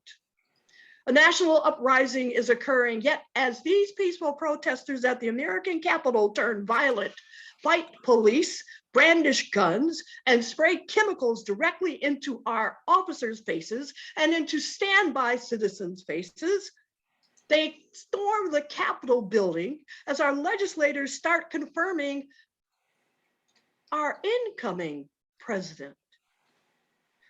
Initially, no groundswell of law enforcement resistance or counterattack. Newspapermen and women of color say it with coded gingerness. What if they were poor? What if they were Black? What if it were all women? What if? Will this sort of situation become commonplace? Is this the beginning of extended chaos since 1857? Will the citizens of the United States return to civil dialogue? Whatever happens from this point on, we must face the mirror's reflection. We as a nation must find a way to heal. We can no longer boast. We can no longer brag about ourselves and about our peacekeeping rationalities of life, liberty, and pursuit of happiness, our superiority in ethical minorities, our realization that we are a leader nation is falling by the wayside. If we cannot resolve this with civility, how will it resolve? Oh, but what's the fuss? Nothing can be done. Not until God steps in and whispers, Did you hear me the first time? Stop reacting from my silence. Thank you, Brother Jim. Stop reacting from myself. We have some of Dolores's performances when we were educating voters for the presidential election, and we did some shows over at the Queen Bee, and that is on my Instagram, Jim Marino Instagram. And thank you, my sister, one more time. Thank you very much. Our next poet is going to feature at Second Sunday for National Women's Heritage Month. And when she has come to my classes, she is a light. I think you will find it, I don't know what she's going to read, but she will be a light for us. This is Elle Marie. Thank you, Jim. Always a pleasure to join all of you, and I'm always blown away. It's just unbelievable. I'm honored to read amongst your voices today. Okay, so this, my first piece is called Air. I am not so inspired, it seems, by the old white man and his dreams, by opportunities he sees for course correction of insurrection and national peace. I am moved by the air, by the lifting of clouds, by a new day that cares to comfort with rays from above, warm, make ribbons in the sky for our atmospheres. Illustrate the darkness that was departing here. Start anew, dear. Progress is on us to pursue and screw fear. Because yes, we still can. Now that was a man with a plan, but it's not the burden of one or the rules they'll make or break. It's our resolve to collectively shake the billowing black smoke from our backs. In craters and cracks, the light shines through. Find it, share it, to it stay true. Let us weave a net of love and commonplace. Every creed, race, tether together and swing about the sky, catching rays in brilliant symphony as they shine on by, then catch them in jars, numerous in number, till every road near to far is lined with lightning, will thunder across the land, make joyful noise, a bombastic band, hand in hand, sisters, brothers, fathers, mothers, daughters, sons, every one in harmony, an armory of all we'll ever need, respect, peace, unity. Will we get there? It'll take work. A berserk expanse of effort will get hurt and bruised along the way, but I believe one day I will wake to see a sea of jars that glow, stretching farther than one could ever know. I'll stand barefoot at the edge of my street, toes twinkling as light spills upon my feet. Smile, say, thanks, sway. I am moved by the air. Come, blow me away. Blow me away.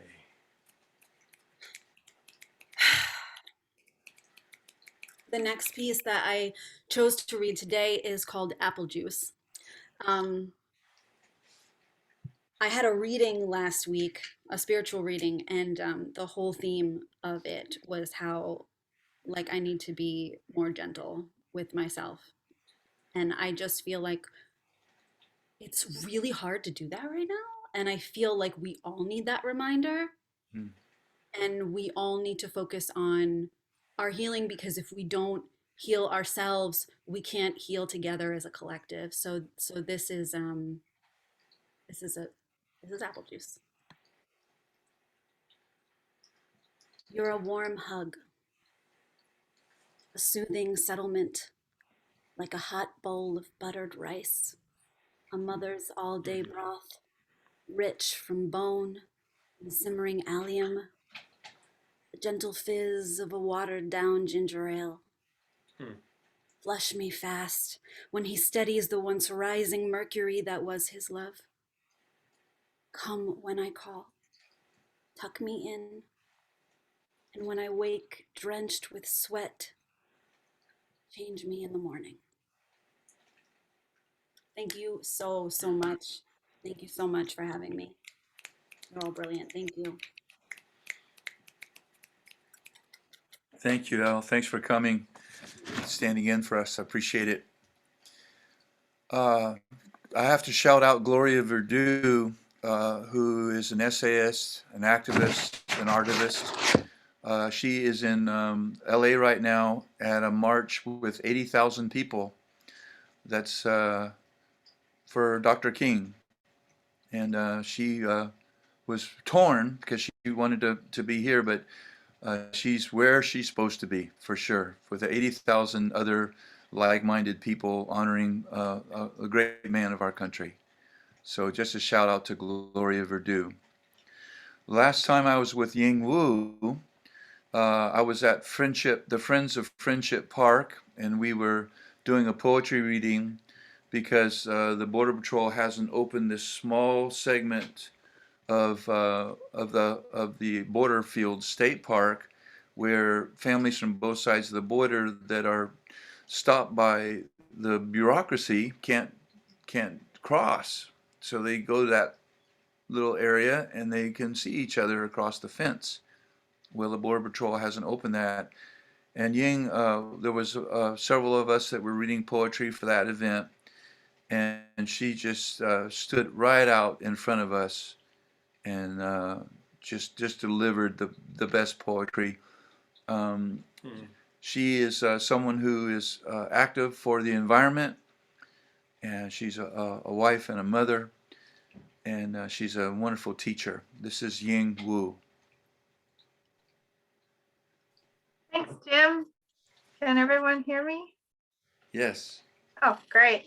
Yeah, thanks. I'm so happy to be celebrating Martin Luther King's birthday in this way through poetry with, so many fantastic poets and music and profound words. And, that I've had the opportunity to hear some new voices I've never heard before, reconnect with familiar ones. I'm really glad that we're, using this time to remember the importance of our democracy and also to honor, the service and the sacrifices of our veterans. So I'm going to read a poem about some of the other crises that we faced in the year past, particularly, because of global warming, the terrible wildfires we experienced in the West and the fall of Afghanistan. So this poem is called That Much Is Not Enough. Smoke burns our throats in Sacramento. California is on fire. Afghanistan has fallen to the Taliban. I stare into the ashen sun and think about the ones who fled. Songs and stories ripped asunder, flames howling at their doorsteps. And the ones who couldn't get out in time, how beneath this very sun, some tried to flee, but did not escape.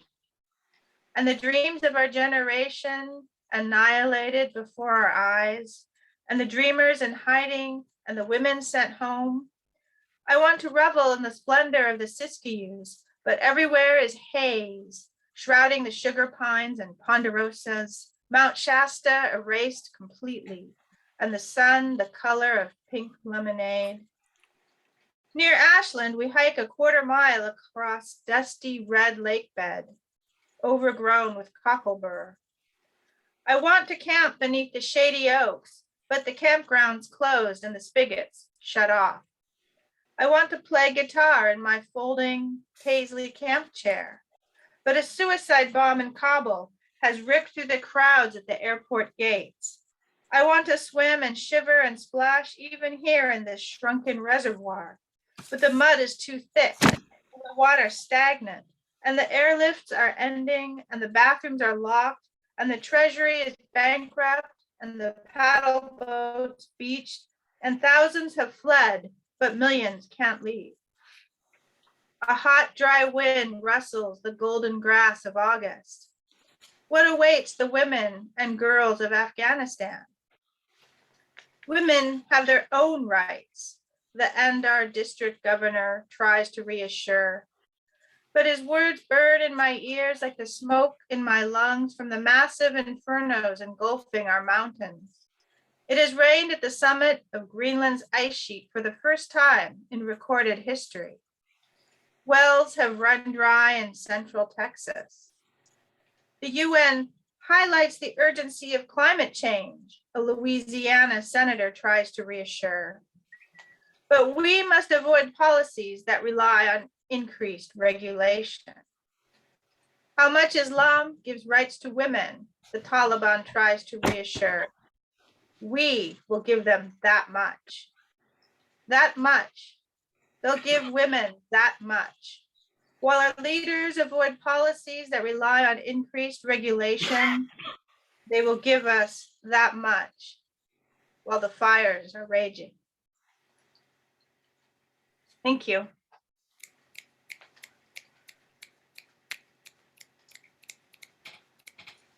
Thank you for coming in. Thank you very much. And she has a daughter who is already a poet, and she's still in elementary school. Please tell Samara we said hello. I will. Thank you, Jim. Okay. Okay. Another person that comes to my workshop, Anjuli Nunn, now living up in San Francisco. I hope that she will tell you about her book that's going to be published, and I know you will not be disappointed. This is Anjuli Nunn.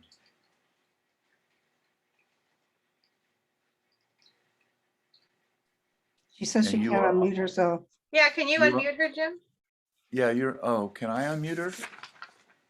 Yeah, you Anjuli, tried doing the unmuting. can you unmute yourself, dear?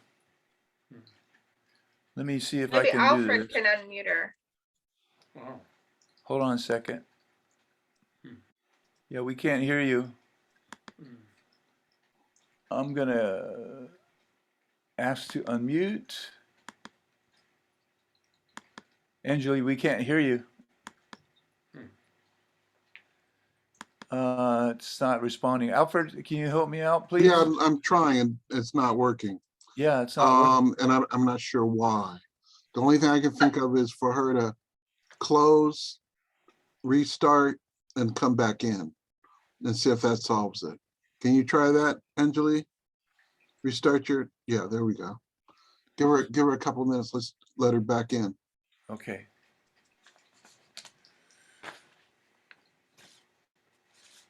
We are down to our last two poets, everyone.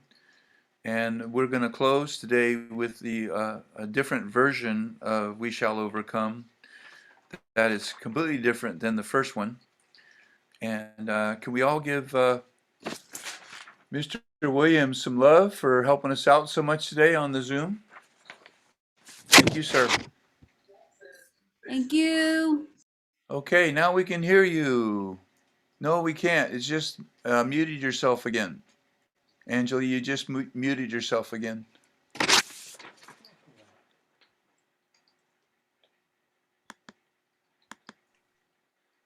So what we're going to do, we'll go ahead and introduce another poet so we can figure out what's going on with this mute on Anjali.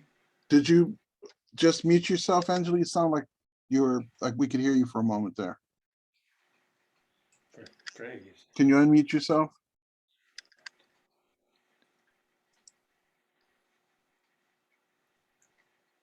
Something with her equipment, huh? Yeah, yeah.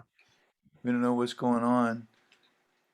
She just said sorry. It's saying host is not allowing me to unmute, but that doesn't make sense. Is that on my end? Try clicking the ask to unmute button on your end and see if that works. Yeah. Yeah, Okay. I've been doing that. All right. No, it's not working. Nothing? That's That's really weird. So what we're going to do is we're going to move to our next poet, our last poet, and hopefully you can figure out this mute thing. So let me introduce the lady that used to do an open mic here in San Diego back in the early 90s. She lives in Seattle now. And when Jimmy Collins was alive and we would talk about her, we both had this immense trust for her as a writer and as a host of the open mic. She always made us feel very comfortable in the way she introduced us, but she's also a very, very talented writer. This is Cheryl Lateef. Thank you, Jim. Thank you, everybody. This has been an amazing afternoon, and I hope Anjali can get on when I'm done. I have just one piece to read for you today. And it's entitled 58,000 Plus at America's Wailing Wall. Before we knew it, battalions of soldiers, armies of fallen names stretched before us, etched in granite, glistening in the afternoon sun. It's all that is left of you, these letters on stone. Before I knew it, tears. I touched the cold granite, its surface warmed by the sun, traced the letters, dead, missing in action. Names of fathers, brothers, sons, lovers. Names, names looming above me, surrounding me, engulfing me. 58,000 plus and more. Before you knew it, you were lost in the Delta, unable to see through the foliage, hear over the firepower, yet ears rang with the cries of fallen brothers. 58,000 plus. Before we knew it, flags were burning, campuses overturning, sit-ins, demonstrations, streets echoing with the shouts of, "Hell no, we won't go." We fought our own little war here at home. You must have thought we'd abandoned you. Some of you returned, blinded by the sight of bodies blown apart, left to mourn and wonder whose was the darker fate, yours or those 58,000 plus.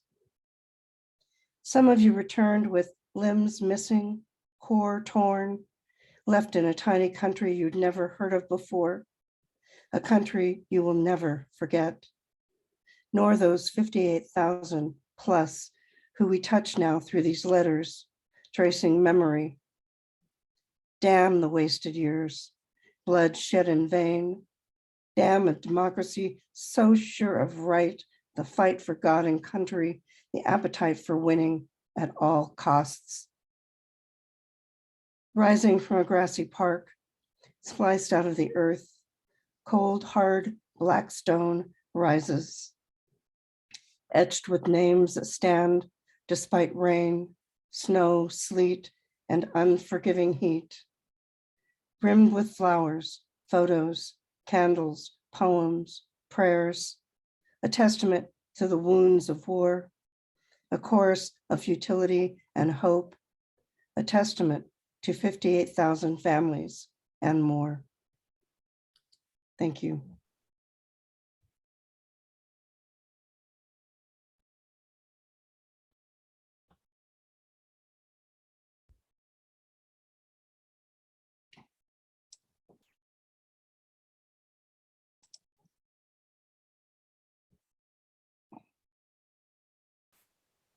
Okay, now you're muted, Jim.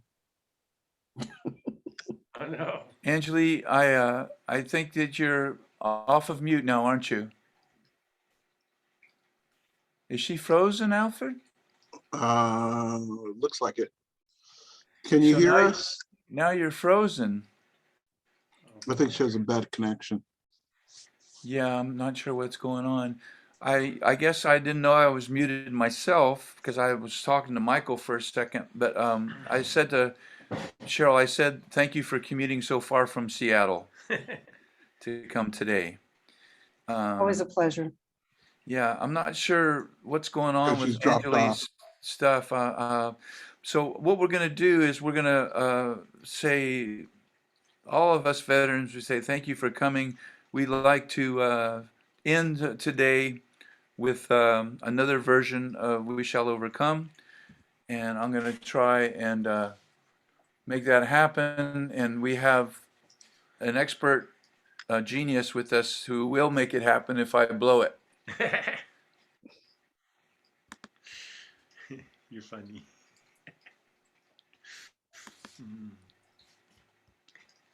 Let's see. Oh, There you go. You got it. Okay, but that's not the one. this. That's not the one. Oh, Can you type the name of it in the search bar right there? Well, let me see if I can get rid of this, and then I'll see if I Jen, can. are Yeah. you trying to do the Afro classical one, or are you trying to do the traditional one that people know?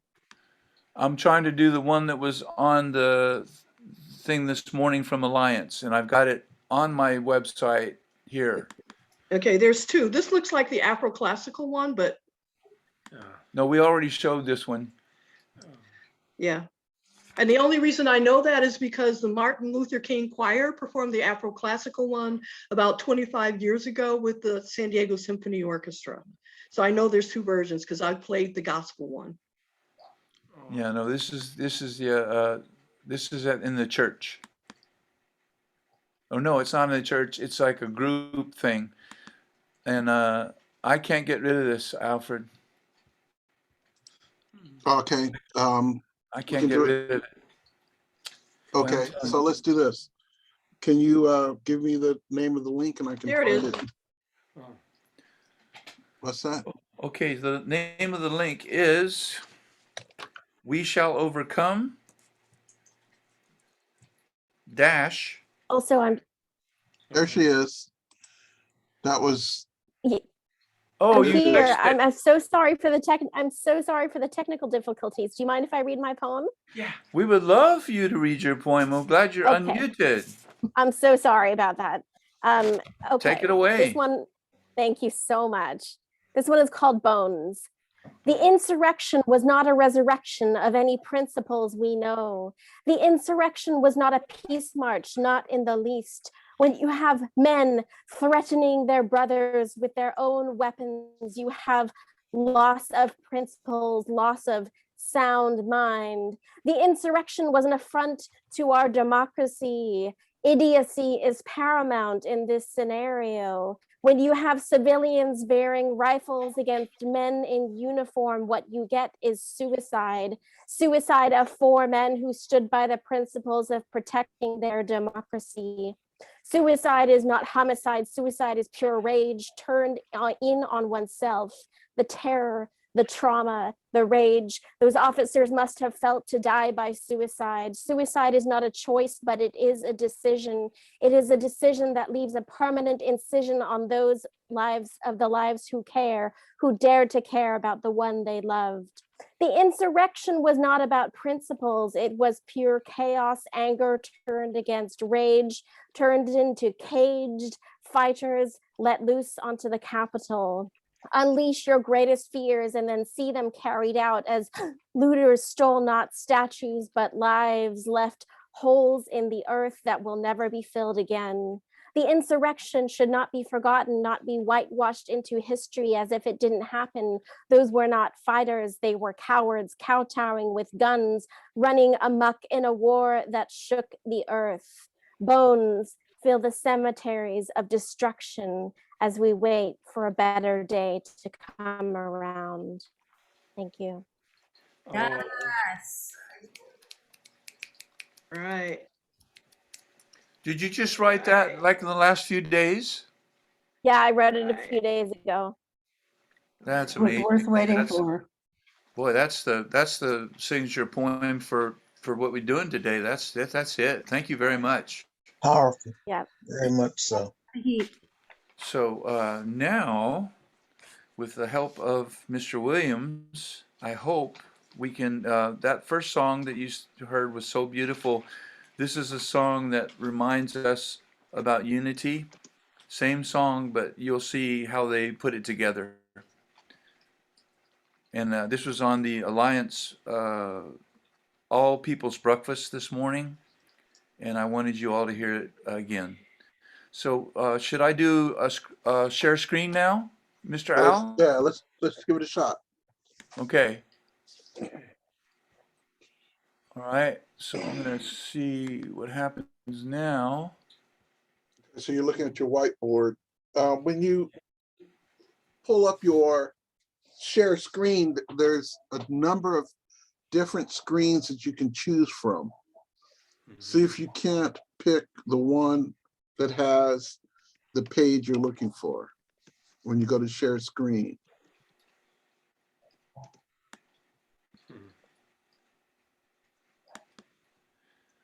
So I brought the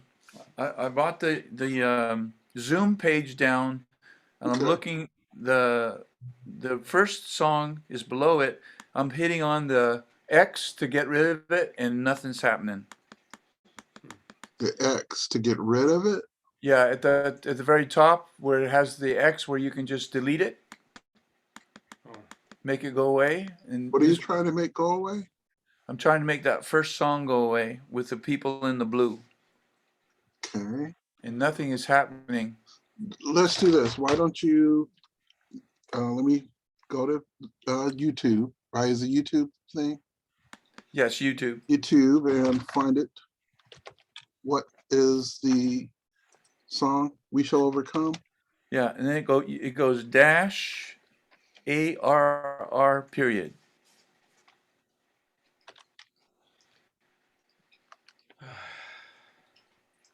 We Shall Overcome dash ARR period. Mm-hmm. Is that the name of it? It's going to tell you who arranged it now, By Peter Seeger? by Lonnie Delisle, Lonnie Delisle. and I can spell that for you. Yeah, a second, let me see. Lonnie Delisle. Okay. DEL Let's see. Lonnie, how do you spell Lonnie? What's the L-O-N-N-I-E? LONNIE D-E LIS L-I-S LE, L-E. and it's not a backslash, it's a straight up bar, Okay, We Shall Overcome. and then it says Universal All right, Gospel Choir. I think we got it. Share screen. I love this There. man. Yeah, I do too. Full screen. That's it. Thank you everybody for coming.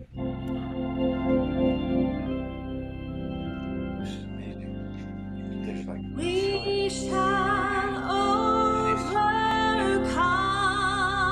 overcome. We shall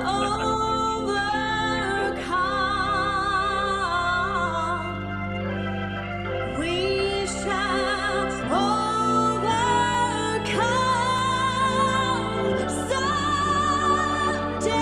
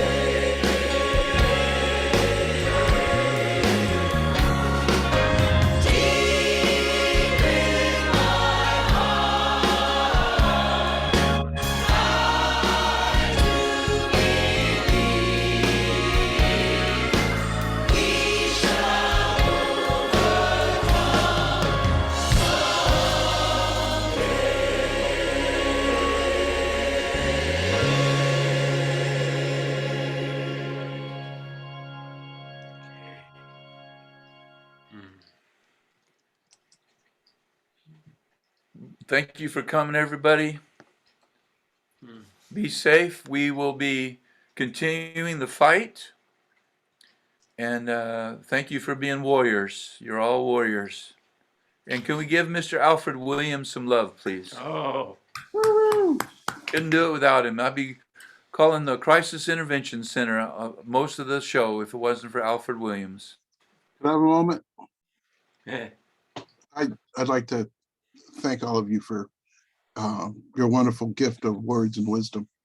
And it's always, you know, a real treasure to be part of this process. And on more than one occasion, it means a lot to me to get to share with you guys this experience. I'm not a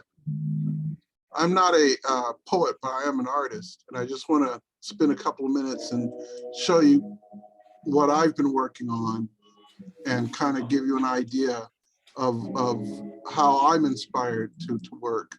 So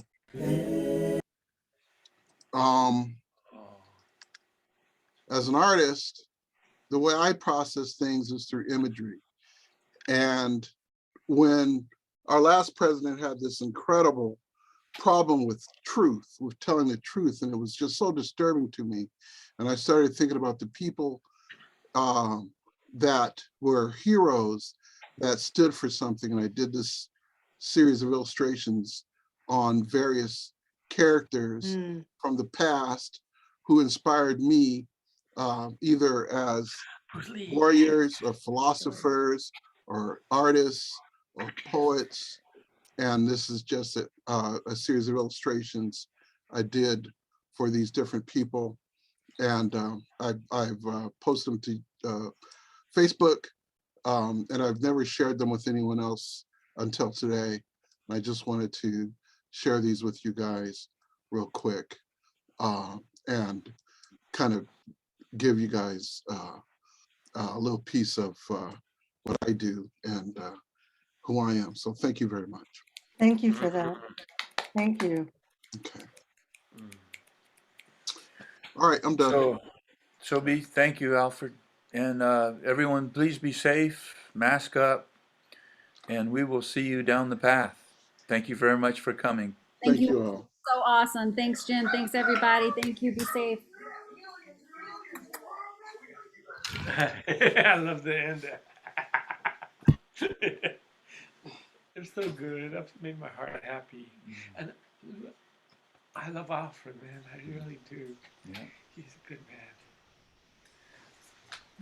man. We're gonna do the stop recording now. Stop recording. 3, 2, 1.